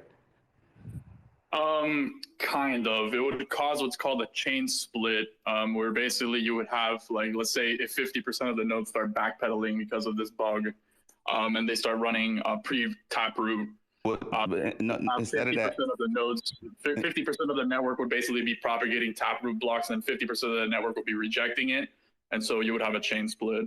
but that's not what I'm asking. I'm asking instead of redacting, right? You have another vote that changes how we move forward. Because he didn't understand your answer, Ponzi. Don't worry about it, Brian. He don't even understand what you said. I can tell. Okay, that's why I'm asking the question, right? So, yeah, but he did give you an answer, right? He literally answered you. All right, if I'm trying to understand something that I don't understand, so I'm asking a question. If y'all are gonna all insult me, I can go to another room. It's not about insulting. It's that he actually answered you. Right, and that's why I'm asking another. I'm trying to understand. Just because he said it once doesn't mean that it registered in my brain. So can I get my question and just understand, please? Yeah, but we got to move it along as well. So, all right. You know what? Yeah. Let's talk about it, bro. Let's talk about it. So no worries. I'll hit you on DMs, Ponzi. I appreciate your information. Yeah, the way it works on Bitcoin is not the same as like there's a DAO or whatever that everybody comes together with their little shareholder tokens and votes on it or whatever. The developers, literally any developer, anybody puts out a patch or whatever that they want to implement onto Bitcoin. People like individuals that are running nodes, like me and other people, look at it and say like, yeah, this is a good change. We talk about it, whatever. And if the change has enough approval, the network is basically incentivized to follow along with what the majority of people are doing because they don't want to get forked off. Okay. So it's like, oh, the majority of people are doing Taproot, then I'm going to also do Taproot because I want to stay in consensus with the network. Okay, so can I ask the question one more time, right? No, sorry. All right, no worries. All right, y'all have a good day. So y'all holding off the mic. All right. This is not the BT Awards, all right, man? Drop off. Can't hang with whoa. Why you gotta get racist? Bye, hip hop. I'm black. What the hell are you talking about? What is going on? We're just trying to have a talk about Bitcoin and NFTs. Everybody control your emotions. We're gonna fucking go to DeFi Daniel, what's going on? I don't want to say anything. This is so much. So can I just mute and just listen? No. Did you mint NFT on Bitcoin? No, why would I do that? And by the way, I love this Anon Brian. I love him better than the Brian, you know. The Brian sucks. But this one, he's fucking taking a bite on a sandwich and telling us all to fuck ourselves. Don't mint NFTs. This is a bug and shit like that. This guy gets it, man. I love this Brian. Brian. It's a badass. I literally was saying that on my fucking main account too. It doesn't change anything. I think it's the PFP, bro. You know. I don't know. I feel the vibes are different. I know. I came here to kind of explain the Taproot, but Brian did a pretty good job. So yeah, it's all good. No, man, I'm just saying that it's just left side of the curve, like retardation that I'm hearing. Like, oh no, it's censorship resistant. Like bugs happen in code, my guy. Like if a bug, it's not just about what the code is doing. It's about what the intent of the developers is for that code to do. That's like arguing, like if your phone allows root access for somebody who's like across the fucking airport terminal from you, like, oh, the code allows it, so therefore it's not a bug. It's like, are you fucking kidding me? No. Like, it's a bug. 100% right now is running, right? I'm so opposed to like using Bitcoin for anything else other than just fucking financial transactions. You know, I don't care. Like, if you're a degen, you're just like fucking around with the code. That's fine. But the moment, you know, there's gonna be all kinds of unstable people that are gonna try to find and figure out a way to monetize or attack Bitcoin through this vector. And you can see the fucking massive blocks, like one transaction just taking 80-90% of the block. And good thing we're not in a bull market, right? Good thing that nobody's sending any Bitcoin transactions right now, because fucking, oh Lord, man, like this is happening at the right time. Otherwise, you know, Bitcoin will have the Ethereum moment back in 2021 where no one could fucking use it. So yeah, I'm just kind of like just watching back and kind of enjoying the ride, but I agree with you. It's a bug. Taproot, what it did is basically didn't set any limits for the transaction size. You could say whatever the fuck you want. The bottleneck was the block. So someone at some. It eased restrictions on what could be included in the witness data. That's literally what Taproot did. It eased the restrictions, and that easing of the restrictions is what allowed this to happen. Well, the restrictions are too easy. Yeah, exactly. But yeah. I guess that explains it better. Well, what I mean is like you basically can send the transaction size the size of whatever the hell you want, and you're saying, hey, I'm as long as the block takes it, right? So you could say that as big as the block itself if you wanted to. So there's no limit in that regard, and you know, I guess they had the heart in the right place, but their brains were somewhere fucking else. So yeah, I agree. They're probably gonna have to do a fork, and I don't know, right? I don't know what's gonna happen. We don't know yet. We don't know yet. Yeah, we don't know yet, but it's way too early to tell. Like the only time a fork will ever be on the table is if it starts actually causing like serious problems where like blocks are all stuffed with JPEGs and nobody can get financial transactions through. Then we'll actually have to talk about forking. But for the meantime, it's kind of just let's discuss and see how this shit plays out. Right now, it's kind of difficult. Like you have to be like pretty technical to create an NFT on Bitcoin. But you know, there's gonna be some guy that's gonna fucking create a website, an app tomorrow that anybody's gonna fucking. They're already doing it, dude. Oh yeah, it's called Orbital. Go to Orbital, then you can create your NFT. You don't have to get all technical. What's the website? The issue with letting the market decide what's valuable on the chain. That's kind of retired. Let the market decide what's valuable for the marketplace. What's the website for Orbital? Like, what if I can put a V12 on a fucking Volkswagen Beetle, dude? I mean, I can do it. Like, people can do it. That doesn't mean you're gonna fucking do it. Don't let like the market is gonna decide. Fuck that. Just it's a bug. Just squish it before we get the next halving, and we're gonna be good. Because DJs don't have enough money to clog up Bitcoin with it. Bro, just go to BSV if you want to mint all this stupid shit. Like BSV is telling you can go spam the blockchain. But why I said, what's the website for Orbital? Okay. Everybody's on triple shot espresso. Maybe DeFi got some vodka or some whiskey in his. No, if you look at the pinned tweet, you can find more information about the website and all that. It's in one of those on the top. But we do have 2 more new speakers, so I do want to make sure to get to Brooke and then Black, maybe get their thoughts on there. But DeFi, great input. I look to seeing your crypto dick butt on the Bitcoin network. What's up, Brooke? Oh my God, what did I walk into? What the fuck? Good morning, Drew. What the fuck, you guys? Oh my God. I don't even know what you guys are talking about, but it's so entertaining for a Friday morning. What my take on what? The vibes in this space? Just kidding. I love you. There's JPEGs on Bitcoin now and people are upset about it. I don't understand that. Like, why do people get upset about shit like this? Like it's moving like the needle forward in technology. So I don't get it. Like why are people upset? Like we were minting. Storing JPEGs is not innovation. Says when you call them JPEGs, I mean, really, it is not innovation, man. Hey, bro, read the white paper. Where on the white paper does it say decentralized imagery? I'm sorry. I'm still got that update, man. Like, can you guys not hear me? We hear you. We can hear you, Rick. We just like we can hear. Like I was looking for a meme. Sorry, I couldn't get that.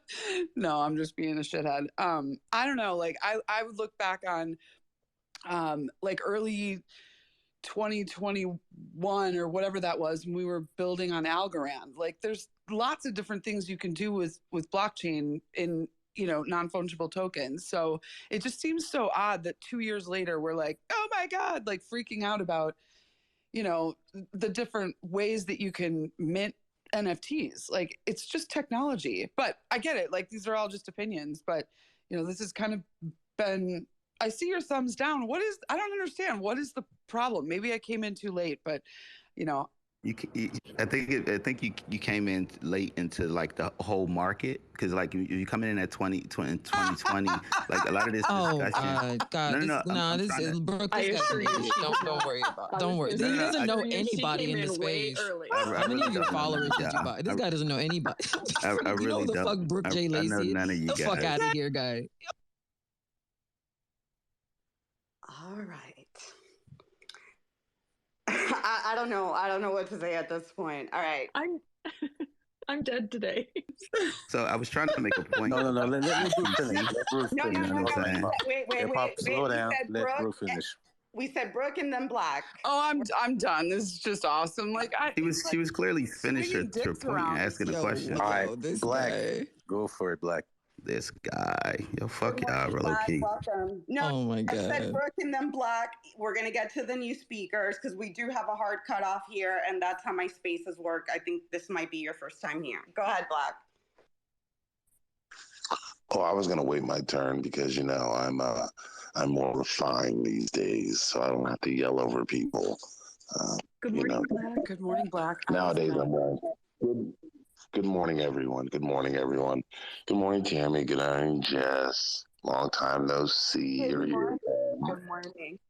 I think more importantly, I'm more excited that my bags, yes, I packed my bags for the metaverse many, many moons ago, and they are moving quite swimmingly right now. I'm talking about Illuvium and Immutable X, and just really just kind of sitting back going, I told you bitches to get in when it was down. But now they're all chasing it. So just remember, don't chase green candles.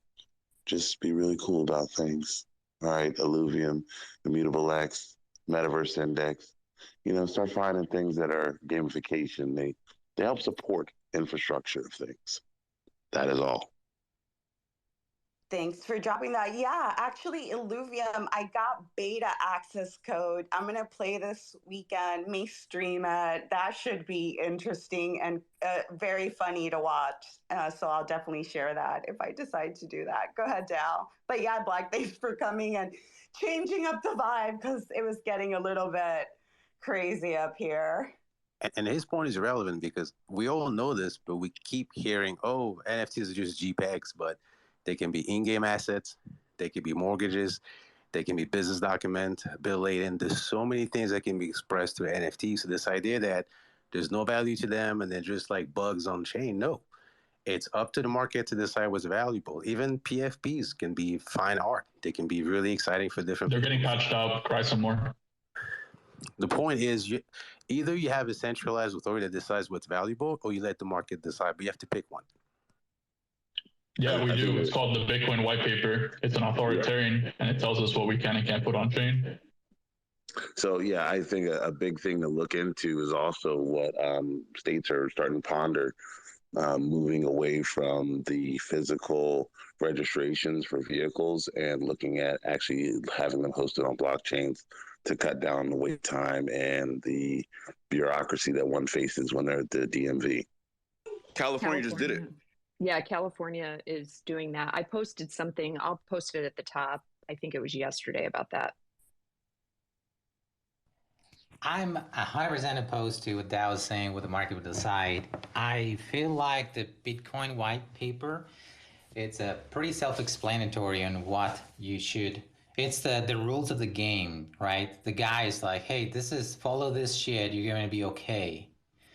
The moment we start kind of deviating from that, we're creating something that is not Bitcoin. So if you want to create NFTs on something Bitcoin, whatever, I don't even know why you want to do NFTs on Bitcoin, but the ability is there. Hopefully they squish the bug and we don't have to talk about this later.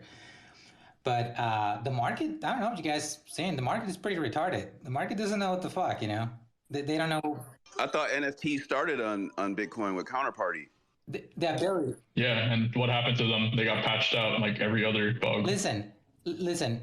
You can create. You can build a protocol, or you can build a sequence, or you can build a code that every time the sun rises up and it just rises perfectly behind this fucking tree in the horizon. It creates something, or it makes it valuable, more valuable than when the sun rises on the left or on the right. You can create a protocol that tracks that. This doesn't mean there's fucking value in it. So this is the same thing that's happening with ordinals. Basically, they created something that is tracking. It's basically just number science and telling us that there's a value for this sat versus the other sat for something that they artificially created over the Bitcoin protocol. But it doesn't mean that there's value. Which is fine, by the way, Daniel. Tracking the individual sats isn't the problem. It's pushing the JPEGs on chain. I leave you with one thing. I have to get back to work, but I put it on the nest. Satoshi Nakamoto himself literally told a project called BitDNS to not store all this bullshit data on chain, and that Bitcoin should only be used for financial transactions.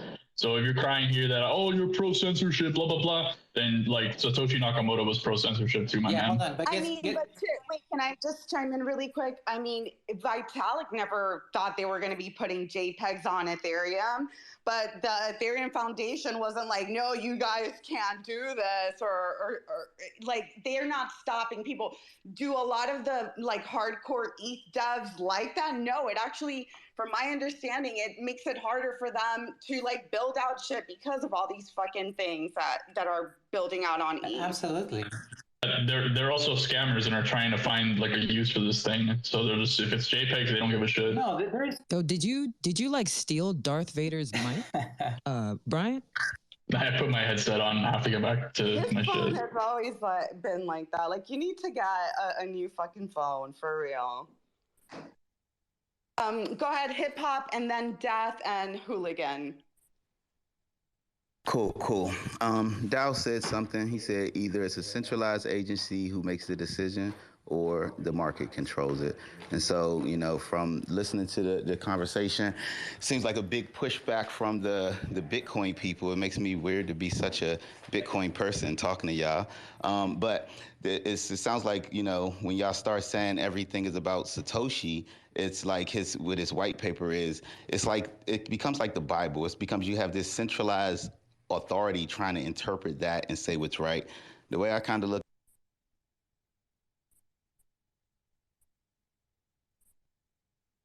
Oh, that was satisfying. That was so sad. God doesn't like ugly, Jess. That was so. How is he going to call himself a Bitcoin master? He didn't even know how voting went down. I'm sorry. All right, let's play that. But I can't hear you, hip hop. No, it's all good. But I'm actually leaving you guys. But one of our favorite movie quotes: "Fuck you, fuck you, fuck you. You're cool, and fuck you. And your mama too. Fuck you, and but tell us how you really feel, though." Yeah, enjoy building crap on your shitcoin. No your bug is getting patched. That balance between trying to be, a balanced host and let everybody speak and dealing with just nonsense, right? Yeah. We'll see who's laughing 10 years from now. Death, go ahead. Right now, y'all are sitting on that deliverance porch playing the banjo. Who's this guy?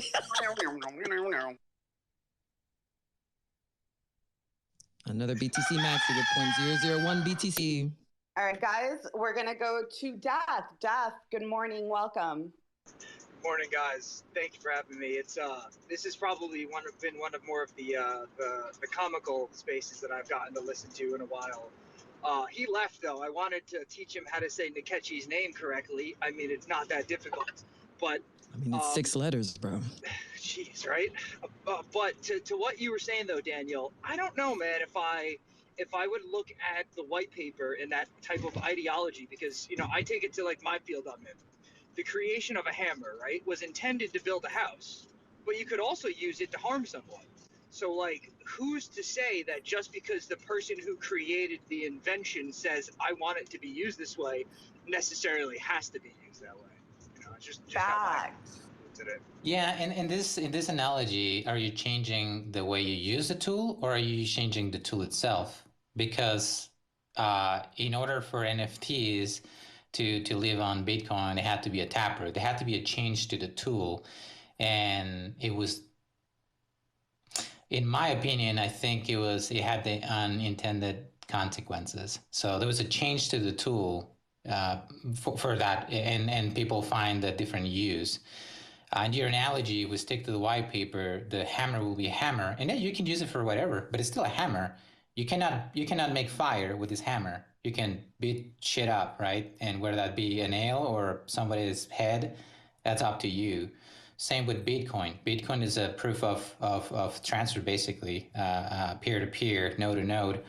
And that's what it proves. It only proves that. Like, it's really good at it. And that's the only thing that it does. Hey, the thing is that nobody is stopping you from doing this shit. I don't want to be that guy. Let Black go. I don't want to be that guy, DeFi Daniel, but you can actually start a fire with a hammer because a hammer can create those sparks. I'm just saying. Yeah. No, you're right, Akil. That I think that goes back to what the person was trying to say. Like, the hammer was created for something. We're looking too much into this analogy, Akil, maybe. Well, no, what I'm thinking of is not just the analogy, but hey, it was Bitcoin was created for something, right? And then people are going, well, I like this something, but I want to do something different with it. How can I make this different and better so it works for me? And that's what we call, like, I don't know, Jimmy rigging things. Like, you fix it so it works for you and what your purpose is. That's what we call that's not the real purpose of it. You fix it so it works for your purposes and makes everything like the way you want it, but eventually you still have to say, at the root of it, it's still the same thing, So. Great point. Hooligan, what's going on? I'm sure you want to chime in on this topic. Yeah, he's coming at me. I just want to say it's interesting, Brian, that now you want to talk about the white paper. That's cool. And also, this is why the BSVers have been warning against things like SegWit and Taproot, because you're gonna have these inadvertent bugs, as you call them, happen, which are basically attack vectors to the network. And if you didn't mess with it in the first place, you would have been good. But also, if you want to talk about that, it's not supposed to have data on chain. If Bitcoin's not supposed to have data on chain, then how can you explain op push data 4 that allows the ability to push 4.3 gigabytes worth of data? Yeah, it's there. Yeah, it's an original. But it's also but it's also disabled it for whatever. Yeah, I struggling. I understand, but the data still has to go through block validation. Great. Yeah. The white paper just tells you how to run a network, how transactions are. It doesn't say anything against data being pushed onto the stack or on chain. It does. The first 4 words, literally peer-to-peer electronic cash. Yeah, but there can also be data, like, because there's a value of what's there, right? And what do you call cash? Cash is just something that you can exchange. Yeah, how do you refute the thing I put up top, by the way, where Satoshi literally told the DNS to go create their own network? How do you refute that? I already got you on that one. I'm sorry, Craig Wright did it. Just already got you on that one. Satoshi Nakamoto is not God. They just had an idea of what things are, and I don't know. I mean, I think Craig is, unless it's Craig Wright, right? When it's Craig Wright, he's God. A lot of bad things to say about NFTs, and he's actually got patents working on how to make sure it's proof of one, where when you upload a document and put it onto the chain, that it deletes from the creator's computer, so they can't replicate it and use it again. So you actually have pure ownership of what you're buying. Like, you actually become the owner. That's fantastic, dude. So like, we have 100,000 other coins where you can put JPEGs on, but like the one that you can't put JPEGs on, that's the one that everybody wants to put JPEGs on. Well, you can put it on there. That's how, like, you can't. Yeah, because of a bug. A bunch of stuff and say, oh, it's not allowed to be put on there, and then put in a new system that has that allows you to put it on there. Like, I mean, it's happening multiple ways that you're saying it can't go on there, that it can. Yeah, because it's a bug, but it's going to get fixed. But the only reason you say it's a bug because it goes against the vision of the founder. That sounds like a cult. That doesn't sound like a technology. I was bro. So last Satoshi wasn't a god. I didn't know if anybody else caught that. I was personally offended. Yeah, so last I checked, when you use any other technology like TCP/IP, like, it doesn't, when it's doing what it's not supposed to do, that's considered a bug. So why is this different? You remember MySpace? People doing all kinds of things around the JavaScript. Like, every technology has unintended purposes. You don't call it a bug. It's just what Akil was saying. You can use it different ways. They're features, not bugs. Wait, yeah, that seems to be the heart of the debate here, is whether it's considered a feature or a bug. But I mean, if it's a feature, just go do it on BSV. If you want to spam fucking blockchains, go do it on BSV. They want your spam. No, I mean, that's exactly the point. Because if enough of the people in this new civil war that's happening within Bitcoin, if enough of them realize, wow, what want civil this, war is happening? There is no civil war. They just said that they're about to potentially fork to get rid of this. That's a Bitcoin civil war. I said if it gets too bad. Right now we're at a let's wait and see what happens. But like, if it gets bad enough that it crowds out financial transactions, we are gonna fork. Guys, I can't hear you guys. You guys are all talking. Go to professional, and then you guys can circle back. He's been trying to chime in, and I can't hear. It was just a quick. Have you guys tried Raid? For roaches or just... like Raid? You know, the spray for the bugs. I knew it. You're ferocious. Oh God. We Don't already left. Come on, We guys. don't need it anymore. If you're gonna interrupt, come with a better joke than that. Professional. I'm a dad. I'm sorry. That was a bad dad It joke. did feel very daddish. It felt very daddish. Hey, I came from another space and they said they were talking about attacking Bitcoin with like a bunch of like dummy NFTs. And is that the Civil War? Apparently. Yeah, I mean, there's a rift now where there's a lot of people that are minting stuff on, like, they're taking up all of the blocks. They're happily paying the fees, right? And it's funny that they're actually taking advantage of the replace by fee mechanism that was also built into BTC to actually get the NFTs going ahead of financial transactions.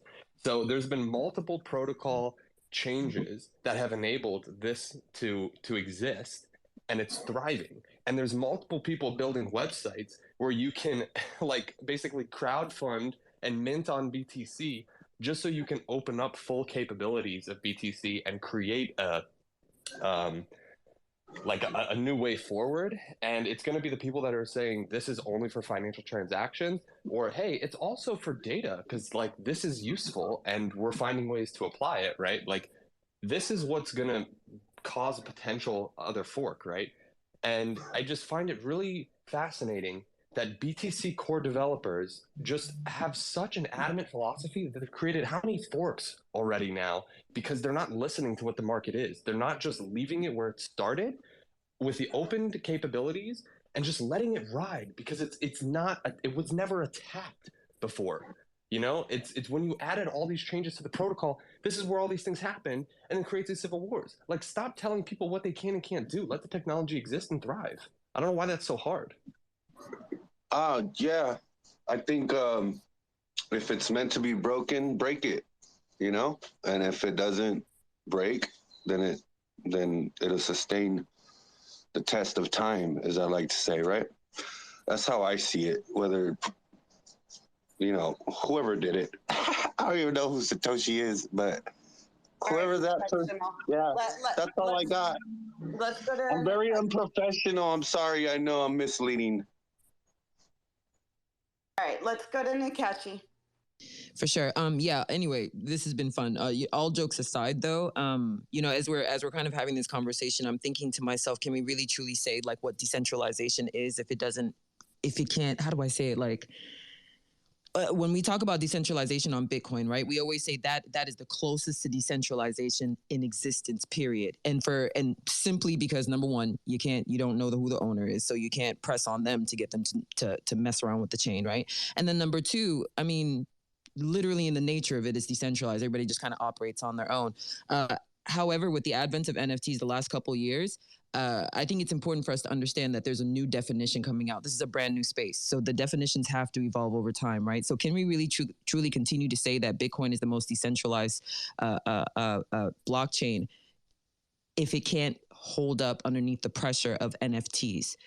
It's inevitable, like just for the fact that, and secondly, please, I would watch Hooligan and Ponzi literally just duke it out for an hour on the stage. I don't know if you want to collab and host that, Jess, Tammy, Dow, just let me know. I'm not asking them; they're just going to show up. But I just say that to say, like I think it's really, really important to ask that question, like. We got to start finding solutions because at the end of the day, the fact that it is interrupting financial transactions on Bitcoin really is a problem. Major institutes utilize Bitcoin. They don't talk about it openly, but they really do. Third world countries that don't have any other, like they do not have any other choice are able to finally find like freedom in Bitcoin. That's happening in my country right now in Nigeria. You know what I mean? Even to the point that even the government is encouraging it. There is no history where the government has encouraged people to go and find their freedom in Nigeria. It's just not the way. So I think it's really, really important that during this time, yeah, we can do our maxi thing. And I'm not going to lie to you, like every single day I want to go back to maximalism and just start crapping on other coins and all this other stuff. I can't lie to you. I always have that. I'll always have that inside of me. But I don't think we got to preserve the vision because that's what gave birth to this entire space. At the end of the day, Bitcoin is king, not because it was the first, but because it wasn't the last. Like it's the one that fixed the problem. And so therefore the rest of us were able to come in and fix more problems. So yeah, let's make sure that, Maxi's going to max. But those of us that are outside of it, that are able to kind of see like in a broader spectrum, we got to find a solution for it. We got to find something. And to Brian's point, like, I also think it is kind of BS that like there's so many other solutions out there. There's Ethereum, there's, I don't know, Tezos, or listen, go to Coin Market Cap. All of them, 10 million. You know, there's so many. But people are fucking freaking out because they're like, oh, I want to put it on this one. The one that doesn't let you do it. Everybody wants to put it on that one. But that's how it works, right? What you can't have is what you covet. And they'll continue to covet it. But we got to stop trying to brute force this door. Find a proper solution, because at the end of the day, Bitcoin, one thing that we all have to agree on is that the currency of Bitcoin was made for some form of financial autonomy and freedom. And it's financial. That's the focus. So if we're bogging it up, and understand that the people that are bogging it up with these NFTs, do you really want that level of trolling on Bitcoin, on the freaking motherland? Like, we can't have that sort of thing. We got to find a solution. We got to work together to do it. And we can't be so obtuse about it that we not saying anybody in here is obtuse. This has been an amazing conversation, except for hip hop. He sucked. It's not going to go anywhere. It's not going to go anywhere. Indigo, catch your mic. Let me just land this plane, and then you're welcome to go, beloved. Just give me just 1 second. I got you. I promise. And I agree. Like, all of these things, yeah, they're not going to go anywhere, but there are also a lot of people with money and time to spend. And crowdsourcing is a real thing in Web3. They're literally, don't you remember when, what was it, the Bitcoin train, where like people would just sit there and buy Bitcoin and it was like a thread? Do you know how many transactions that's all it takes? And one thing Web3 knows how to do is troll. So I just land my mic there. We just got to find a solution and find a better way to address this. So I hear you, but it's not going to go anywhere. Ordinals are on Bitcoin and they're here to stay. There's a lot of degeneracy going on right now in the very beginning. You want to bet Indigo? Well, whatever. Let me get my point. There's utility, and it's going to be used for this case. People are going to do this. People are going to speculate. People are going to print NFTs. If they can sell that NFT for more than the cost, they're going to do it, and they're going to drive up the transaction fee. So the transaction fee is going to increase. That's the problem. I understand that. So let me talk and not interrupt me. So thank you. And so, like, this is going to happen on the base layer. It's a non-fungible layer, as we can now see, as every single Satoshi has been serialized. Yes, it's in this guy's convention, but we are accepting this convention and we're using it for ordinals. Now, with this, the solution is that you could actually do a soft fork for Bitcoin, and you could add Mimblewimble extension blocks, which actually add fungible transactions for financial transactions. Now, Bitcoin maxis hate this, but it's a soft fork. It is technically a block size increase, but it adds confidential transactions, and it's on layer 1, you know? So that's one solution, and it's on Litecoin right now. The way I say it, the base block is the non-fungible block. And now the extension block is the fungible block. So yeah, debate that out.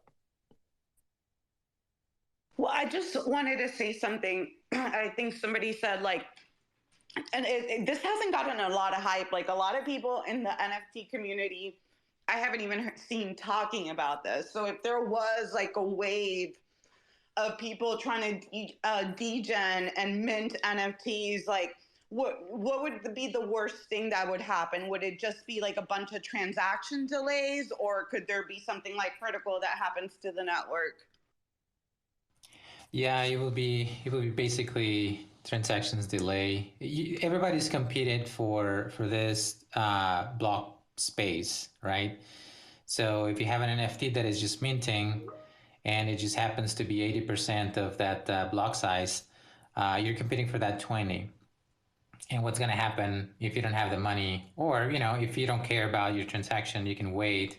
What's going to happen is going to time out, or you're going to have to increase the fees to compete against the other people fighting for that 20%. This is, of course, if the guy that's minting, occupying the 80%, is willing to pay for the entirety of that block size, whatever fee is charged. And that's what's going to happen. And that's why I said at the beginning, I'm glad this is happening right now and not, you know, during the halving period and the next bull market, because that will completely destroy Bitcoin. Okay, guys, and I don't know if I'm saying this right. Andreas has had their hand up for a while, so if you want to go ahead. Hey, thanks, Tammy. And thanks for the space, Jess. Always loving it. I had a question. I would like to hear hooligans and Ponzi enjoyers, rejectors, take on it. So, does this bust the decentralization meme if it's up to Luke Dash Jr. to decide which way BTC is going to go? Would love to hear your takes on that, both Who's Hooli and Luke Ponzi. Jr.? Yo. Luke Dash Jr. is the maybe Brain can describe what his role is better, but he's essentially one of the core Bitcoin core devs that is the gatekeeper for if things are going to be sort of voted on. Is this the same guy that lost all his coin too? Yeah, he lost 200 BTC. You would think he would own more, like a Bitcoin core developer, but yeah, he lost about 200 BTC, got hacked. His PGP key got stolen somehow. So yeah, would love to hear your thoughts, Hooligan. And well, so my thoughts are, I love that a guy like that that doesn't have any of the financial responsibility or personal responsibility to protect his own coins or know how to use his own network in a secure way. All right, let's be kind. Wait. Let's be kind. Well, no, I mean, I think No. The core dev, Jeff. The core dev. dev. Like, this is the core dev lost his coin. He didn't have the personal responsibility that you're supposed to have, but he's here dictating what BTC's future is going to be and saying it's just for financial transactions where he's not even responsible in the first place to watch his own bag. So is he dictating? Yeah. Well, he's the core dev, Indigo. He's the or a core dev. Bro. He's the primary of the core devs. Does that make sense? And the core devs dictate 97% of policy voting power. So yeah. Lead Indigo. I don't. So he could like, propose something to be voted on, but he doesn't control the votes. But his organization has 97% of those votes. No, it's up to the users to implement that's software. That's not true. Raspberry Pis are not voting nodes. It's actually nodes create blocks, and BTC Core has 97%. I see what room I'm in. No, but no, that's the voting power. Gotcha. That's actually the voting power. Have you ever voted with your Raspberry Pi? Like, serious question. Every block. No, that's not voting. No. All right, I'm gonna turn this to a third party. Can you vote with a Raspberry Pi? Because one person's saying yes, one person's saying no. Somebody tell me the real answer here. Hector, go for it. A Raspberry Pi cannot vote. It's impossible to vote. How can the Raspberry Pi tell the rest of the world that they've done something? Like when, for example, Taproot, the reason it was implemented is because there was a threshold of miners who signaled that they're ready to accept Taproot transactions. No one cared about the non-miners. So therefore, you can't even vote. Like, for example, if whoever that was said, hey, I vote no. No one knows he voted no. There's no mechanism to understand that he voted no. Got it. Oh, and by the way, Hector, I tagged you. One of your tweets came out on an article about this topic. I'm not sure if you saw it. So you're saying I made it? You made it. Let's give him a round of applause. But yeah, what are your thoughts, Hector? I know you've been, I've seen some of your posts. What are your thoughts about this whole debacle? Do you think they're going to fork, or what do you think is going to happen? I think it's pretty interesting to watch a lot of the core uncensorable idea of Bitcoin are calling for censorship because it goes against what they want. They're doing things within the rules that were set by these people who are trying to create Bitcoin in a certain way. Now they don't like it because it's going against what they thought was impossible, and now it's being possible again. So, like yesterday, Luke Dash Jr., like one of the core devs that someone was talking about, he literally called these transactions spam on the network, and that these were fake transactions. I don't know how you can have a fake transactions that are actually occurring on the network and being accepted by everyone else. It's very weird. But it's called a bug, Hector. No, it's not a bug. It's a literal implementation that you guys accepted and said it's okay. Therefore, these transactions are valid. If they're invalid, then that's a different thing. But are they invalid or not? Yeah, they're valid, but they're not intended to be valid, aka a bug. No. They are completely valid because you don't like it. Does it make them invalid? That's a different thing. Yeah, you're missing what I'm saying here. This is why I keep saying that this is like left side of the curve fucking bullshit. Like, oh, it's censorship. Okay, so if I understand correctly, then decentralized transactions are okay or are not okay if a centralized authority says so. Got it. No, decentralized financial transactions are okay. That's literally what the system is designed to do. And that sounds a little bit like you're picking and choosing what BTC should be used for. I don't know. I guess the white paper picks and chooses too. It literally says peer-to-peer electronic cash. I don't know what to tell you. But you don't know NFT won't be used in the financial matter. You keep thinking about JPEGs, right? Sorry, you keep thinking about JPEGs, the NFT equals JPEGs. There are plenty of other use cases. Most of them are financial. When first technology or first form factor is the data on the chain cash or not? Let me finish, man. You got a big ass mic, so I can't even talk when you interrupt me. Let me finish. I'll be quick. My point is to you is that right now you're saying some bullshit JPEG, and sure, that's annoying. But you don't know that actually people won't use it for actual financial transactions. Most financial transactions around the world are non-fungible. Most contracts are non-fungible. As cargoes, bill lading are non-fungible. So how do you know that you keep saying that it has to be this specific form factor? But that's your choice. You don't let the market decide for itself what is the actual form factor for those transactions. Bro, you have BSV doing that. If you want that to happen, go use BSV. Okay, so you're saying that some people shouldn't use Bitcoin. Like, that's not an open network for all. I don't know. I don't get that ideology. Like, you guys should just suck it up and accept it. Like, and the craziest part it's going to get fixed. Brought in by you guys. It's going to get forked, just like Ethereum got forked when it had a quote unquote bug that got hacked, right? Like, yeah, Jess, we already went through this. It was literally the fucking 2017 block size war. This is literally what it was about. People wanting to fucking put JPEGs and stupid shit on the blockchain, and they forked, and they fucking have BSV and Bcash doing that. And guess what? They're worthless shit coins. I feel like Jess has finally understood the purpose of and reasoning behind BCH and BSV. Because people like this have, listen. Just wait. Just let me explain. These people like this have this certain ideology that if you don't fit in it, you're out of here. Rather than Bitcoin being a completely inclusive, anyone can do what they want type of idea. This is what people want. They want to have a certain narrative to be pushed, and that's it. Nothing else. Bro, you're the one pushing the fucking narrative. Like you're always when it suits you, you're like, oh, we have to follow the white paper. And when I'm over here on team, yeah, we have to follow the white paper. It's like, no, we have to let the JPEGs on the blockchain. Like, are you fucking kidding me? There's nothing in the white paper that says data is not allowed to be stored. Exactly, and also the idea of the opcodes that are there, they allow for data to be pushed. Bro, I literally posted a fucking Satoshi post where he said, "DNS, go make your own blockchain." How do you reconcile with that? What year was it? I don't fucking know, dude. Why does it need to be proven a year? You want me to go and actually find the fucking thing and then go look at court records and shit? It doesn't matter what I do. You're never gonna fucking agree. Well, I thought you posted it, so I thought you would know offhand what year it was. But the point is that he can't. Some guy that programmed some code and created some open and fair system to do things that he can't even imagine. His opinion's kind of invalid.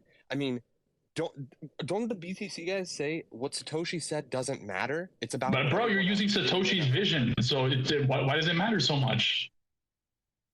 All right, guys, this is going nowhere. Right now. So, Hector, any last thoughts or comments? What do you said that you think they're going to fork? Is that what you think it's going to happen? We're going to move on from this topic after we go to Meta. No, I think there's going to be some sort of reasoning boogeyman as to why we should update our software and basically fork away from this idea and possibly just nuke this newfound usage and go back to nobody uses BTC for anything besides moving money on exchanges.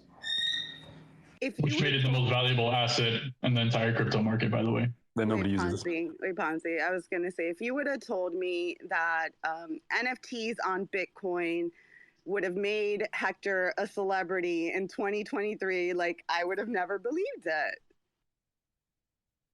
I wasn't even on my own bingo card this year. Yeah, wild stuff. Meta and then Just Sims. What's up, Brian? I was wondering where you went on Twitter, bro. I think that it probably more than likely they're gonna maybe attempt to fix it, but it'll be a while. I don't know how you would, Brian. I think that the Taproot has done a lot of stuff, or has enabled a lot of stuff using the Merkleized alternative script trees that allows you to like stack more, scripts and have more complex scripting language inside of or on top of Bitcoin. So there's like a lot of different things that that enables for, you could say financial transactions, a lot of like time lock stuff, anything that satisfies the script to spend Bitcoin. So I think what happened here is that because of that, I don't actually know if it's specifically related to that in Taproot, but because of how the data is stored in the block, people had just figured out like, well, I can put some arbitrary data in here and, spend with it because of this, scripting language. And people are just testing like the use case. So I think what people might be getting nervous about, if anything at all, is not even so much just the block space, because that's what everybody's talking about, is you're going to take up the block space. But, my understanding is that from a BTC perspective, block space, the blocks should be full, right? Or it's a good thing that they're full. But I think the block debate is retarded. It's not about the block size. Yeah. So I think what people are probably more concerned about is like start these other use cases that people will start to come up with, because now they realize that like there's different things you could do with it, and we don't know where that's going to head. So Taproot like kind of opened the door for that. So I don't know how you would like change that without, I don't even think it's a soft fork. I mean, I think it could potentially be a hard fork, in like the near future. Yeah. So those are my thoughts. Like, I don't mind JPEGs being on there, but I think that the only thing that it exposed, from my perspective, is just that the full nodes don't really can't do anything to stop it, and that's something that we've been saying for a while. We fork. That's literally us doing something to stop it, is forking. I know. Bonzi guy, Brian, can you fork now, please? You fork Go away ahead and all the and miners fork. are here. All right, guys, we're not going to make this in a BTC. Wait, versus... Jess, I want to see Brian forking right now. We got waiting the for him. entire BSV. All right, gentlemen. And we're going to go to Just Sims. We're going to go to Nakachi, and then we're going to move it along. Jess, I already did fork. please, you're my friend. Come on. If you want to go attack Brian, I want to enjoy it. Guys Like, have how been he's going looking to for... fork it. Everybody. I already did. I did fork. To come after him, so he's here on his burner because he's hiding out. But Just Sims, what's up? Oh yeah, I'm hiding so much. Hi Jess, hi Tammy. Welcome. What's up? I have a lot of respect for people like Hector, because it definitely shows his maturity in the space in terms of how long he's been here and his knowledge and expertise. My question is, and I like to be very transparent and honest with people. Like, I'm very new into this space, like not even a year into the space, so I'm still like learning everything. Whether it's NFTs, options trading, crypto.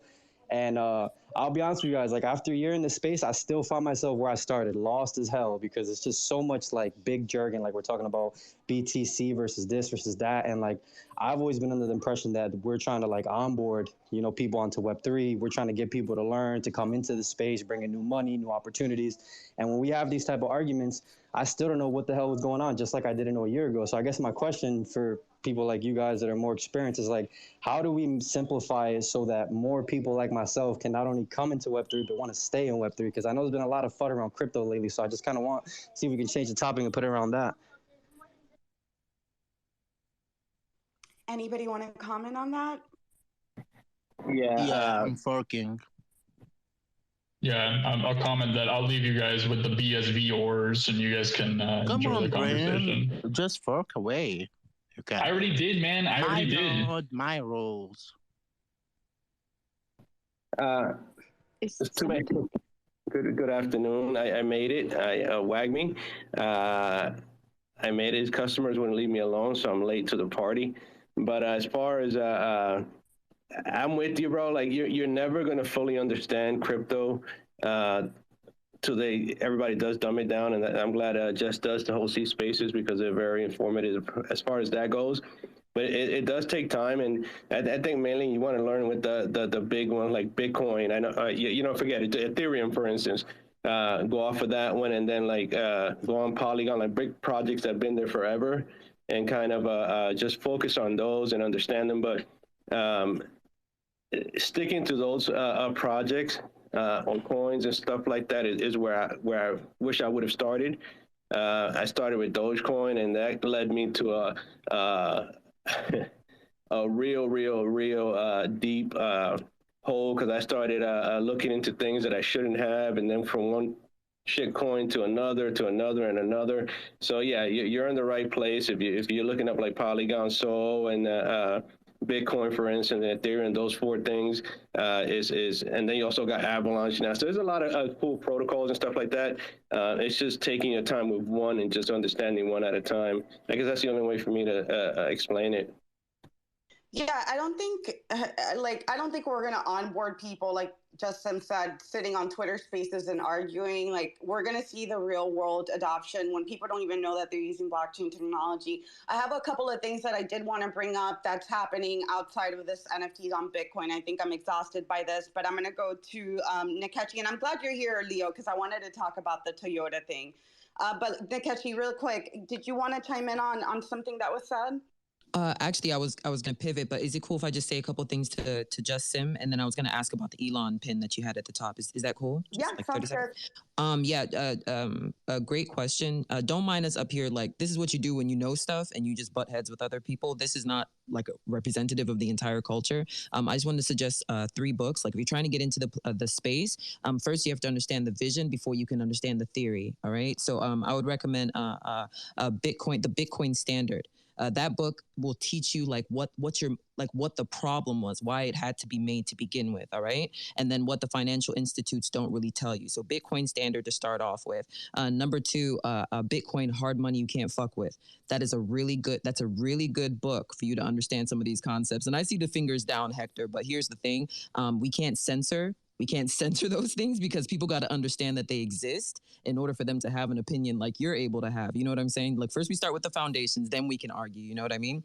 And then the last thing, and if anybody else has any other books, please throw them at it, because that's how we teach people.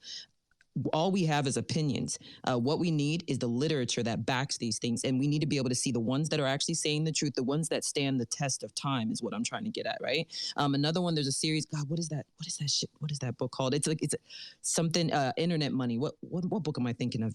I know somebody up here. There's like 3 different volume. I'll find it. I'll find it and put it on my profile or whatever. But I would encourage you to start off with understanding what the holes were in the financial sector to begin with for this to need to be birthed. And also remember that Bitcoin's blockchain was not the first blockchain. It was just the one that did it right in order for others to emulate it. You understand? So I would just recommend you start off there. And then, you can hop from space to space, but also remember that all of these spaces are filled with like people with different opinions. Absorb all of it so that you have a full picture, and then you can make your own decisions in the long term. And I personally wouldn't encourage you to start off with meme coins because they don't give a proper perspective of the space. However, so many people were onboarded into the space via things like Sheeb and Dogecoin and things like that. So, and stay away from maximalism unless it's Bitcoin. Unless it's Bitcoin. Stay away from maximalism because it cuts off your understanding of the space as a whole, and ultimately it really does handicap you. A lot of Bitcoin maxis are now handicapped because they don't even understand the rest of the realm in order to be able to defend what they got to defend. So that's just that. And then Solana as well. Please just throw that shit away. Okay, so just real quick. I know. I had to throw it in there. I had to throw it, the gods. Just real quick. I just wanted to ask a question. This announcement from Elon, that Twitter will share with revenues for creators for ads that appear in their reply threads. Reply guys, just throw me a follow. Reply guys, I love you. You're welcome in my space. You're welcome on my threads. Just throw me a follow. Now that I'll be paid to reply you guys in return. Good mornings are about to go through the roof. And I just wanted to throw that out there, man. Let's make some money this year. Yeah, if you guys didn't see it, Elon did tweet that out, and Mr. Beast just put another tweet out. Yeah, a lot of things have been going on with Twitter. We can go through. I can go through those really quick. They applied for a payment regulatory license. Code tweets are gone. Everybody's gone private. I have no idea why. And they're no longer going to be supporting the free Twitter API. And Leo is an automated account. So I've been curious about this. Leo, how are you an automated account and on Spaces right now? So it's almost like I got lured into a rug because I can't take it off. I can't take it off from Elon. He got me. I had 2 accounts, and I guess he just wanted to see the dumbass was going to make the move, and I did. So I got 2 accounts that are supposed to be controlling with 1 account, and now I'm listed as a bot. So, and I can't take the shit off. I don't know why. Everybody, if you click on his profile, you will see he has an automated tag on his name, which is hilarious. Just, I swear to God, I cannot take it off my, I don't know what I'm doing wrong, but I don't know if it's a Twitter blue thing. It says error. I don't know what I'm doing wrong.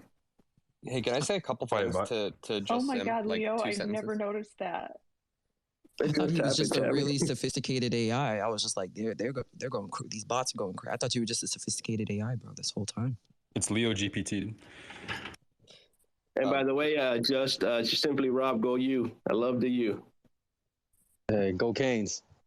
Hey, Justin, I just want to say we're incredibly early until there's rapid development happening. Like there's actual applications and people being used. Like until everyone is competing individually to make their own apps that are solving real world problems, we're still very early. So you're very much on that end. So just hang in there. But I'd say the most open protocol for building and development with the cheapest fees is going to drive the highest adoption.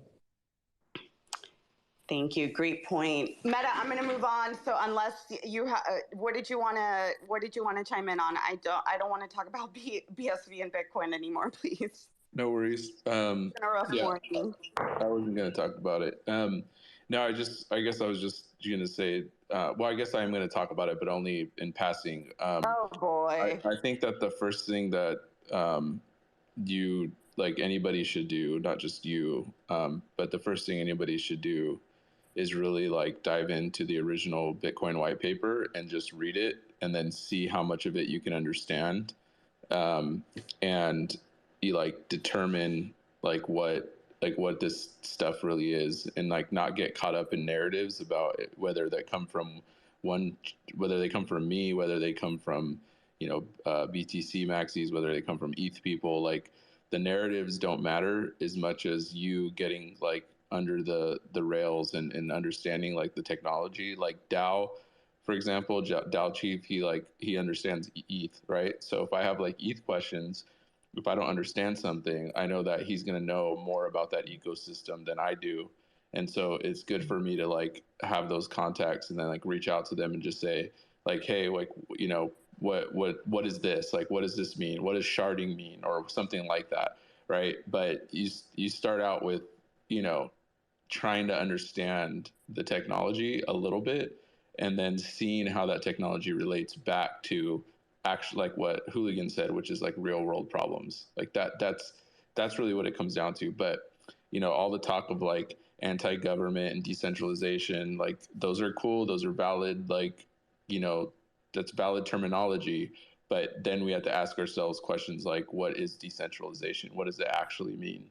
And how does it actually happen? And those are more deeper philosophical questions that don't even have anything necessarily to do with crypto, but just have something to do with how people relate to each other and networks. And so I'm big on getting deep into the philosophical realm prior to even getting into the technology and trying to understand why all of this matters. So that's all. All right. Thanks for that. Hector, what's up? Just wanted to solicit that I am looking for any Bitcoin NFTs, BTC NFTs that break blocks. So if they end up taking up the whole block space, I am willing to acquire those from you. So kindly DM. I'm also at 16%. Is that a parrot? Yeah. So I'm also 16% synced. He is classy for my Bitcoin Core node. So I'm only 80% away from finding Brian and putting JPEGs on his node. Kind of like BSV is rusty, bro. No, BTC, bro. I'm running a BTC. All right, node. gentlemen. No, what I was going to say, I also put up a tweet. Somebody had minted their Trump NFT on the Bitcoin network. So the first presidential NFT is already on the Bitcoin network. So if you're trying to do that, yeah, a lot of crazy stuff. It's going to be interesting to see what else people mint on there. But yeah. What I did, another thing that I saw, yeah, I think real world adoption is really going to bring in the masses. Us here arguing about BTC versus BSV, nobody gives a shit about that.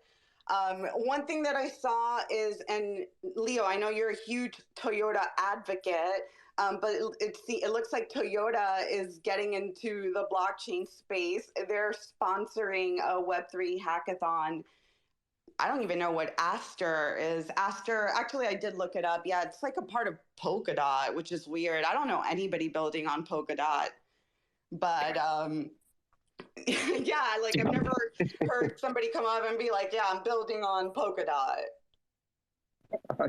Yeah, you got me on that one. But I'm glad they're at least trying. I thought they were going to do it early last year.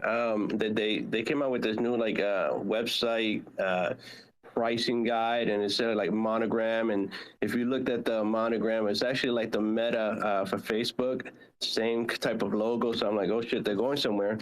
But I always envisioned them as far as even just for test drive, and I always email them and talk to them and stuff like that. And why aren't you in the metaverse to release launches and stuff like that? But I'm glad they're starting somewhere. I don't think that they should have done it there though. I don't know.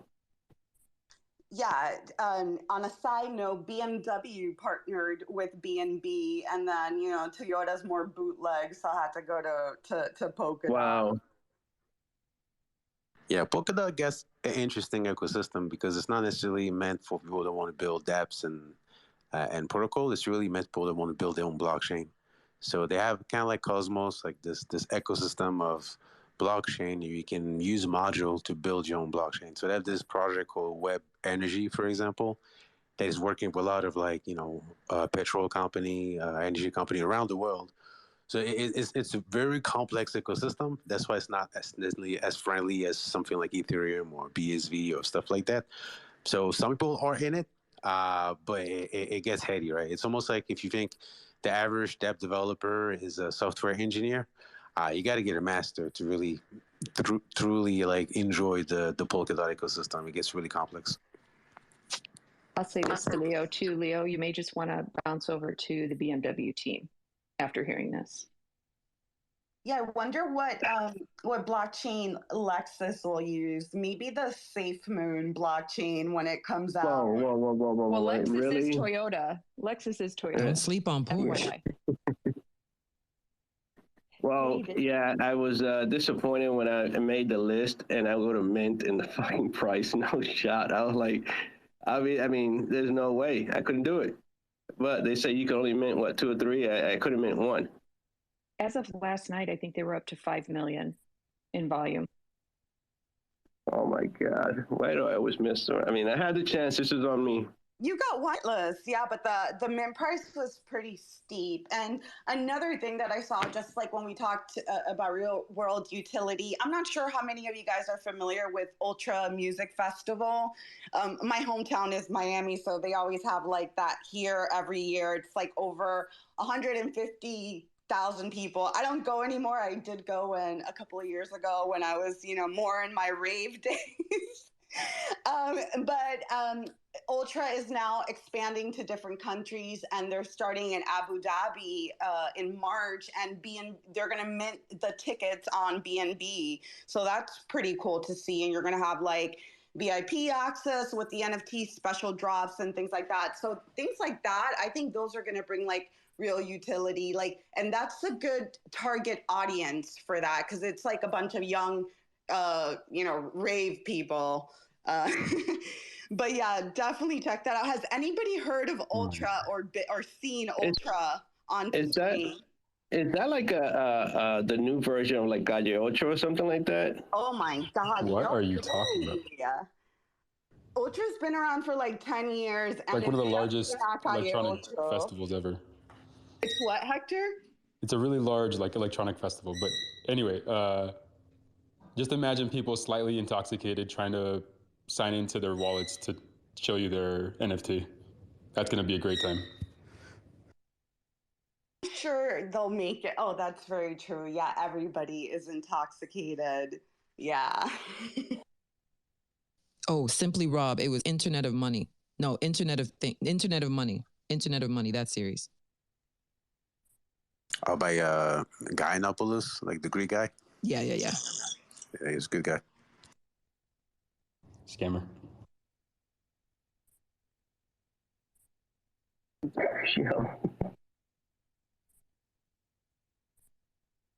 What about NFTs? Sorry about that. I was. Ain't no books on NFTs, bro. I'm just kidding. There probably are. They're called smart contracts, though. Like look up smart contract. Understanding NFTs is cool, but you need to understand the technology. JPEGs are not the future of NFTs. The They're smart just contracts are what you altcoins can do. with pictures, right? Like Kobe stuff. Jess. So if you understand altcoins and you understand the tech, just think about it with a picture attached to it, and then you're good. That's an NFT. Satoshis are NFTs. Good way to turn your wallet into a meme. Yeah.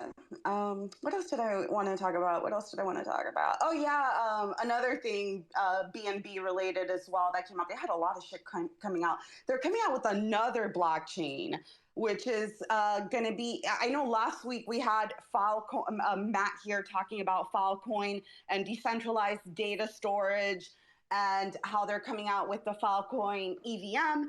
Well, now Binance is coming out with BNB Greenfield, which is also going to be a data storage blockchain focus that's going to interact with smart contracts. So similar concept. The good thing is that they're not coming out with a new token, unlike other chains. Like I know Cardano's coming out with a separate blockchain for privacy. They're coming out with a separate token as well, though. Not as well, but they're coming out with a separate token. So in this case, and it's really going to be a focus on owning your data. And they do have a big focus on how content creators are going to be able to use and sell their data. Testnet is in a few months. That's going to be interesting to see. Not sure, Dow, if you had a chance to see that or have any thoughts. It's getting hard to keep up with CZ because I thought you were going to mention the partnership with Mastercard to enable a credit card in Brazil. But there's so many news with CZ. I think it's exciting to see what he's doing. And real quick, my pet theory is that there are a few operators in the space that can be like sitting on the throne of crypto. And it's between now, him and Jeremy Allaire, the head of Circle. But I think CZ is winning by a long shot. And I think his aim is to make BUSD, which is a stable coin, as adopted as much as possible on the exchange, on this chain. I would guess that the way you would pay for the service on this new chain is using BUSD. And you can imagine, I don't know if you've been to Latin America. BNB. Oh, BNB. Okay. I think you can imagine. If you're in Brazil right now. CZ is sweating, bro. Yeah, but real quick, let me finish on that. If you're in Brazil right now, right, and you have a basic bank account with basic services, and Binance comes in, and you just need an email address and an actual address to open a bank account, or an equivalent of a bank account where you can have access to the dollar, and it's in BUSD, and there's just so many ways for CZ to be winning this year and next year, and unfortunately, I don't think there's anybody that can stand up to him for now. And honestly, if they can't take him out like in the next year, he's going to be too big to stop. Like there is a such thing as having your hands in so many pots that to stop him would be to stop the entire industry. And I think that's really his goal. It's not about whether or not they can stop him. It's about, hold on, bro. It's not about whether or not they can stop him. It's about whether or not you end up screwing yourself over if you do. FTX and CZ were at the top. There really can only be one. You know what I'm saying? It's Highlander rules. They can only be one. FTX is gone. Yo, you were literally just up here asking questions, and now you're just interrupting people that actually have the answers, bro. I'm at my come on. end already. It's getting close to the end. My patience level has gone down completely. I agree with you on that. Nikeshi? Sorry, I know you got it. Yeah. No. Listen, one thing about Jess, she gonna end this room mid-sentence, so please pass it around to anybody that hasn't spoken. I just wanted to make. Go ahead, Leo. Go ahead.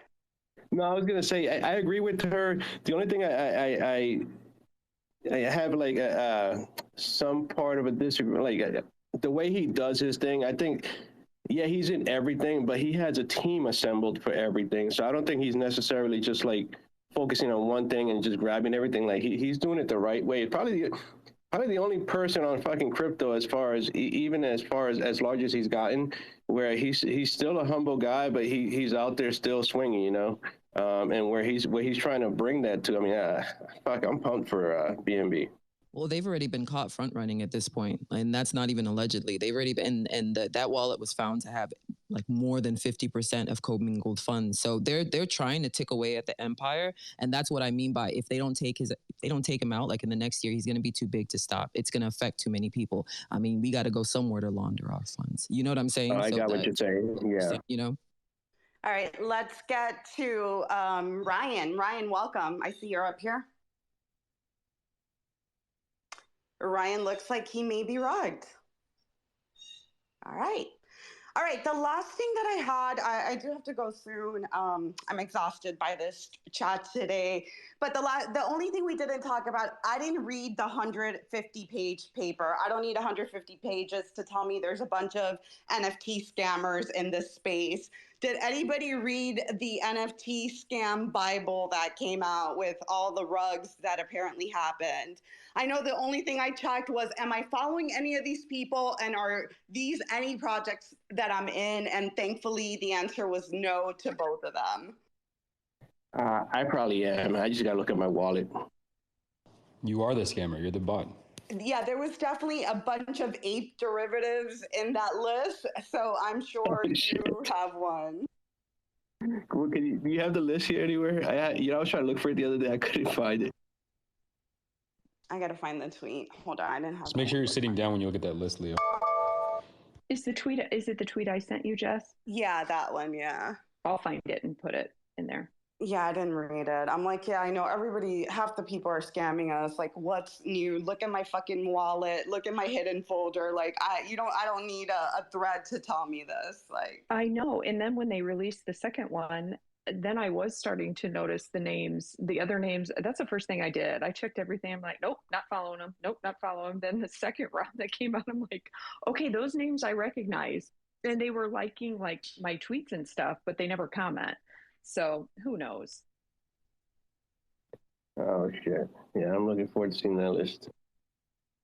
Imagine like reading it and finding your project on it and being like, but bro, Crypto Zoo is on the rise, man. It's coming back.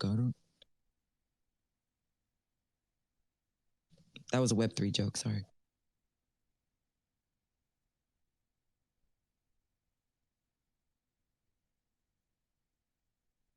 Yeah, crazy stuff. Yeah, I'm not gonna go read through that to tell us what we already know, that there's a lot of scammers and a lot of communities are fake, and there's a lot of bots. And like Tammy was saying, those same mutant ape PFPs that like all your replies, like those people are not real. Those are the Damn it. bots. I thought I had a real following. Oh, you thought you had real fans liking your replies? Those are just bots. Like, So there's not 10,000 people in my Discord? There's not 10,000 people in your Discord. I don't need this kind of negativity at all. Sorry, Nikechi. I was going to laugh at your joke, but I was trying to find those tweets, so I just posted them at the top for you guys. Thanks, Tammy. Yeah, and one more interesting thing that I saw, there's this company called Addressable, and they actually raised $7 million to match crypto wallets to Twitter users. So I don't know how they're planning on doing this, but there's people out there that want to know what's your wallet, and they plan to use it to sell your data for marketing and stuff like that. So I did look through like the venture funds that like invested. It wasn't anybody that rang a bell, but yeah, they're called Addressable, and they want to know your crypto wallet. So I should change my name, my .eth. I should probably take off my .eth. I should probably just. Yeah, don't know how that will work now with obviously they're probably just going to have to pay for like the API data with all the changes that Elon is making. Yeah, really, what do you guys think about how Twitter has been? Like, I know I posted like a shit post this morning. Like Twitter has been hell the past few days. Nothing works.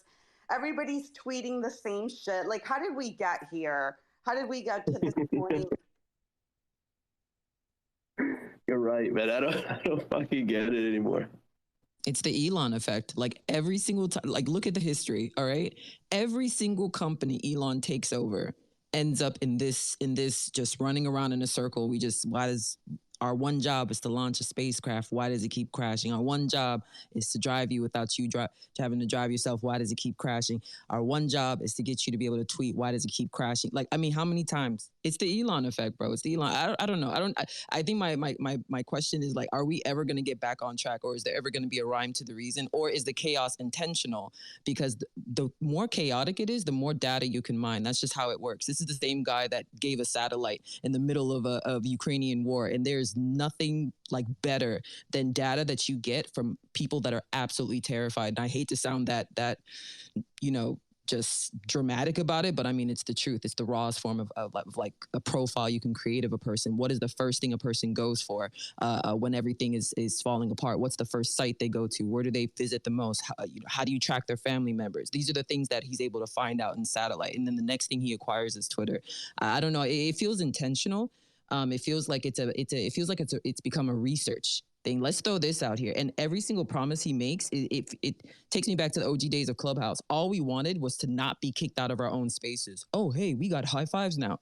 Please allow it so that we're not kicked out of our own spaces. Hey, you can now DM each other.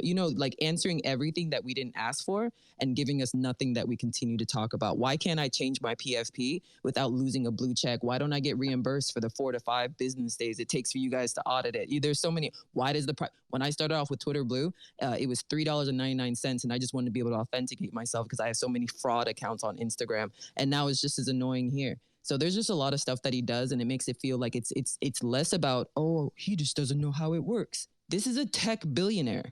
He knows exactly how this works. But I think a lot of it is just to see how we react, and I mean, we're giving him the data he wants. Yeah, it's hell. We do have. Oh, go ahead, Tammy. I was just going to say I agree, and I think that they do need to get it right and get it straight, because there's so many people that have their sole business is dependent on Twitter. That's what they do. So they got to get this. They got to get this shit fixed. You know what's crazy, Tammy? And I'm sorry, Jessica. Go ahead. No, go ahead, Leo. The fact, like, how do you screw it up? I know there's algorithms and stuff like that. Well, I didn't know anything about any algorithm. I didn't change shit, but I can't see anybody who I've been talking to or tweeting about or tweeting with for the last 2 years. Like, I have to search for Nancy. I got to search for Tammy, Stefano. I mean, even Ryan, I don't see it too. I don't know what the fuck is happening. It's crazy. I mean, I see more. Before I went private, I saw more tweets from people I did not follow than the people I did. And it feels like it became a monitoring service. Like we're just supposed to monitor what each other likes. And I see all of your likes, but I don't see anything from you. I went private like a day and a half ago. Not only did my impressions, how is it possible that you're on private and you get quadruple the impressions you get on public? It doesn't even make sense, So it feels like there's no rhyme to the reason. Great points. Yeah, I totally feel you. The timeline is just straight chaos. I don't know who anybody is. But before we wrap up, we got a few, like 10, 15 more minutes. I do see Ryan up here. I think you came back, and Johnny as well. So I want to make sure I get to you guys. What's up, Ryan? Hey, what up? What up? How's everybody doing? Doing well. What's going on? Well, I just thought it was funny that, and how do you say it? Nkechi Kwenu? Nkechi. Yeah, Nkechi. So, I mean, I hear what you're saying, but Elon did say, like, they were going to do a lot of crazy stuff over the next several weeks and months, and that it may not all make sense. So, I mean, I appreciate that people are, reliant on Twitter for income and whatnot, but just be patient. I mean, that's all I got to say. I mean, he did exploit the locking your account, the privacy. I think that was an existing issue that they're testing out and they're trying to find solutions for. So I would just say, because I did it too. I locked my account for 24 hours and I had the same amount of engagement, if not more. But he also said that, you would see things in your timeline that disagreed with maybe your own viewpoints and stances and test that out. So just be patient. But also on renewable rockets and reusable rockets, I'm sorry, but SpaceX is the only company that has actually accomplished this.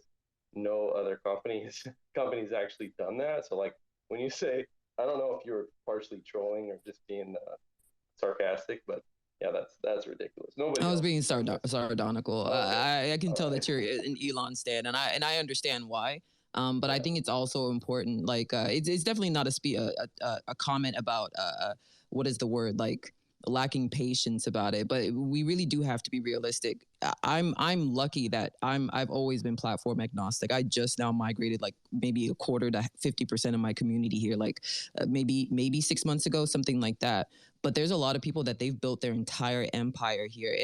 And yeah, we talk about patience, but that's because we have that luxury, right? But there's people that their businesses are hemorrhaging money because they can no longer reach their people because nobody taught them ahead of time. Like, hey, Twitter is great, but make sure you get those emails. You know what I mean? So I think we have to be aware of that. Elon does have a long history of causing the kind of ripple effects that lose people money. There's very much a way to do all of the testing and all the stuff that he has to do without it necessarily affecting the entire platform. This could have been segregated, and it wasn't. And that's affecting people's businesses, and we've got to be cognizant about that. But outside of that, like, I totally hear you, man. I totally do. Ryan, did you have anything else to add? No, I appreciate you, Jess. Thank you, and shout out Hooligan, Tammy, Hector, Leo. What's up, Leo? What's up, bro? Johnny, welcome. Your favorite topic, Twitter hell. What's going on? Yes. What's interesting is that, so I have a normie account, and it doesn't seem to be as much as a dumpster fire as CT. Like, I feel like the new algorithms have, like, amplified the dumpster fire of CT to where, like, I can't even go through I literally don't see any tweets from anyone I follow. I just see a bunch of shit. And you can filter over to just following, which is better. But like when I'm going through, like for me, it's just all right-wing stuff. Right-wing or like the intellectual dark web, like tons of Jordan Peterson, Project Veritas, just a bunch of right-wing shit, which I think is just popular in CT. Whereas in my normie account, it's just like regular people who aren't all into the culture war, free speech, all that stuff. So if you have a normie account, maybe try comparing it to your CT account, because maybe it's just breaking the CT stuff. But on your CT account, are you commenting about those right-wing topics, even if in a negative way? The reason I'm asking, because I am, Jess. Yeah, so I put up that shit post about who's active right now, and I'm going private, and the next 5 minutes in my For You, that's all I saw is I'm going private, some stuff about being private. So if you write about something, you're just telling the algorithm, hey, like, I want to see about this. Even if you're writing about it in a negative way, it's going to keep you engaged. Yeah, you're right. But here's the thing. It's like, didn't he say he was going to try to, like, not divide us? And that's exactly the thing that divides us. And I know it. But, like, I can't control it. When they feed me that shit, I lose my mind. And I'm pretty sure that's what we're all doing right now. And so I guess it's our fault. He's letting us break it. You know what's funny, too, is the algorithm itself is just being more and more broken every day. If you've ever worked on a complex algorithm, you can't just edit it without having background. Like, especially when he fired all of the people that were in charge of building this stuff in the first place, he needs to unfuck this up really, really bad, because it's just getting worse. I feel like they quit though. He was like, "You guys are gonna have to actually do your job," and they were like, "This is fascism," and they walked off, and now they're all unemployed and crying. There's no systems architects that are unemployed. I guarantee you this. But that's what's crazy though. That's really what's crazy is that he really allowed the guttation. I don't even know what that was. He really gutted the entire company, and then he's just like, "Well, we're gonna fix this, we're gonna fix that," and then those things don't get fixed. They really don't. But anyway, I think time is gonna tell regardless.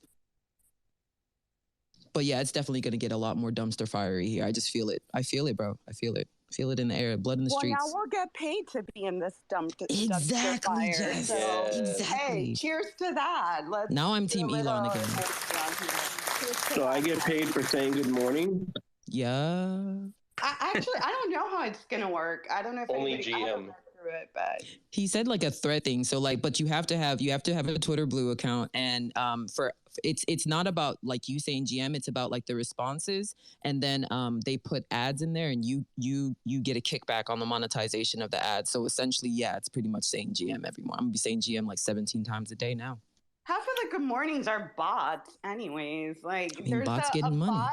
There's a Google extension that you can add to your Twitter web, and literally you'll get a good morning and a good night button, and all you have to do is click it, and it'll reply it back. I saw it on my feed today. Aside from just the normal bots that tell you good morning, but yeah. I got carpal tunnel from good mornings.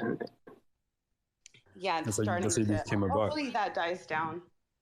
And you know what sucks too is like Twitter is such a great platform. Like I don't care who's running it. It's a really nice, nicely built app. And I don't care if Elon's running it or anyone else. It's been a great tool. I just wish that, you know, there would be less bullshitting and more fixing of the problems, especially if you have to pay for stuff. Can't make money if you fix the problem. And here's the thing, like, is if people are getting paid from the advertisements in their threads now, and the most popular threads are just toxic shit, people are going to be making, like Project Veritas, just a pure scamming tabloid fake news shit, is going to be making millions of dollars. They're quite possibly the most egregious liars ever. Yeah, they're just going to be expanding their reach everywhere because now they can monetize their completely fabricated fake shit. I mean, just to be balanced here, because I don't want to turn this into a right versus left type of bullshit, but you could say the same thing for fucking New York Times and all the other New York news sites that posted lies and bullshit during the SBF debacle. Like, there's... Sure, go ahead. You can do that, but at least they have the semblance of some sort of institution. Like Project Veritas is a tablet. It's like, all right. I don't want to. And they're going to be making money. Wait, guys. We're not going to talk. I don't want to get into Project Veritas. Like, go to fucking Mario's room or go to one of those other rooms, and you can hash it out with the backers. Whatever you want to do. I'm sorry, it's not about them. Like, but the general principle is like, we're monetizing the inflammatory, divisive shit now. SBF is going to make mad money because every time he tweets some stupid shit, what's the first thing we do? Bro, shut the hell up, bro. Go to sleep, bro. You going to jail. You know what I'm saying? Like, he's going to make money off. Andrew Tate's going to make... There's worse people that are going to make money off Project Veritas than Project Veritas. But, I mean, at least it's a way to make money. You know what I mean? Like, there's people that don't know how to host spaces. They're not verbal. That's just not their thing. But their threads are popping, and now they get to make money. I don't know. You can't... Web3, decentralization, finance, I don't know. I understand your fury, Johnny, and I can tell that they really been showing you that right-wing stuff because, man, you are honed in right now. But at the same time, I think this is also an opportunity for us to see what monetization, because he really is trailblazing with this. A lot of the stuff, I think it's Instagram that's getting ready to adopt the Twitter Blue aspect here. And if Instagram adopts it, that means Facebook is adopting it. We're going to see that. So, I mean, if he continues to roll out monetization points that are in favor of the creator, because this is kind of like a combination between YouTube and some other platforms. This is also kicking TikTok in the teeth. You know what I mean? TikTok really sits there and mines all of your data. And what do? Download, because we just want the hype.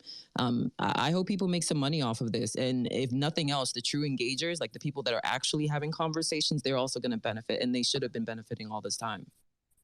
Yeah, I was going to say, I'll go to you, Ryan, right now. I just wanted to add, something that I was thinking about just in my interactions in this space in the past few years. Like, it sucks. Like, here we are in Web3, and we're like depending on a Web2 company to pay us for our content. Because what I found is that in Web3, as a content creator, people don't want to pay. People want you to do everything for fucking free. So until that narrative changes and content creators are paid like they should be, then unfortunately we're going to have to be reliant on the Web2 platforms to fucking pay us.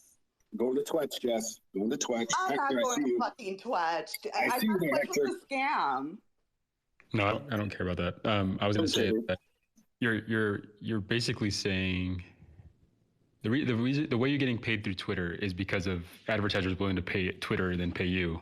So since there's no one advertising, and the idea of advertising does not exist on these Web3 ideas, so you want individuals to pay you, but the whole concept of money on the internet is coming from advertising large companies. So large companies are subsidizing the entire internet for the most part. People are using for free, quote unquote free.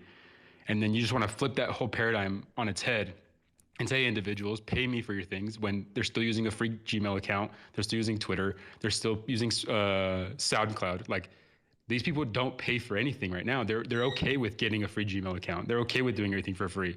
There's no way in hell they're going to pay you $1 because of your tweet. Well, I think it's more about the information you give, right? Like, imagine how much alpha you drop in spaces, Hector. Like, just even hearing you talk today, imagine how much alpha you drop there. I think it is important for us to start finding ways to actually like monetize these things. But to Jess's point, like, yeah, we are still going to continue to rely on Web 2. Why? Because everybody keeps rugging in Web 3, bro. We can't rely on any income in Web 3. One second everything is stable, the next second you can't pay your light bill if you try to rely completely on Web 3. People still struggle to maintain their jobs right now, that migrated their entire lifestyle over. But I mean, I know how much education so many people give. Imagine an ad just popping up at the bottom of a space that you've been running for 15 hours. If Clubhouse had done this, a lot of the greatest creators that were on there, including me, would have stayed. But the reality is they're not going to support. Even to when you were talking about Elon earlier, one thing I'll say is one thing that he knows how to do is monetize, and that's the African side of him. Just throwing that out there, But yeah, I digress. Thanks, Nakeshi. I brought up Pav. I think you're going to be the last speaker. Welcome. What's going on? Did you have anything to chime in? Yo, guys. Yeah, I mean, I'm just sort of picking up on the catching up with everything. But, I mean, look, I think it is really smart. Ultimately, people who are going to be benefited by providing value to the space is going to be great for everyone. So hopefully this is going to encourage people to start creating more valuable content that is going to value add to the space, which is going to essentially elevate the space. So, I agree with some of the points you guys made. It doesn't necessarily mean it's going to be $1 per tweet, but, if it means that by creating good content and adding value, you're going to benefit from that, then hopefully more people do that. So, yeah. Totally agree with that. Thank you for coming up and sharing. I do have to wrap it up. I gotta go soon, but I did want to turn it over to Dow to see if he had any last comments or thoughts. I love this conversation. I'm going to enjoy the next few months talking about BTC and what they end up deciding. But on a more serious note, I think it does ask a real fundamental question about the space. Are we here for ideology, or are we here to actually build real value? And to Hector's point, man, we had this conversation back and forth. If you're outside of crypto, it doesn't feel like there's a lot going on outside of, because, what would you trading coin between each other. So, yeah, it's time for the space to mature and to figure out what's the real utility for the space. But great conversation. Love it. Thanks, Del. Tammy, what's up? What you got for us? Oh, it was just another amazing space. I know we had a little bit of Fight Club going on, but I always appreciate the speakers that come up and everybody that joins us each week. I definitely learn something every time we have one of these spaces. So I just appreciate everybody's input. And it's just always a crazy week in crypto Twitter. So I hope everybody has an amazing weekend and can't wait to see you all next week. Yeah, thank you. Thank you, guys. Yeah, a little bit spicy earlier. Sorry about that. I don't even know what to say about that. But it was. We love it. We love the spice. Love it, spice, man. Love it. It was a good conversation. It was a good conversation. Yeah, last week, DeFi Daniel tried to call somebody out on their love circle. And this week we had this spicy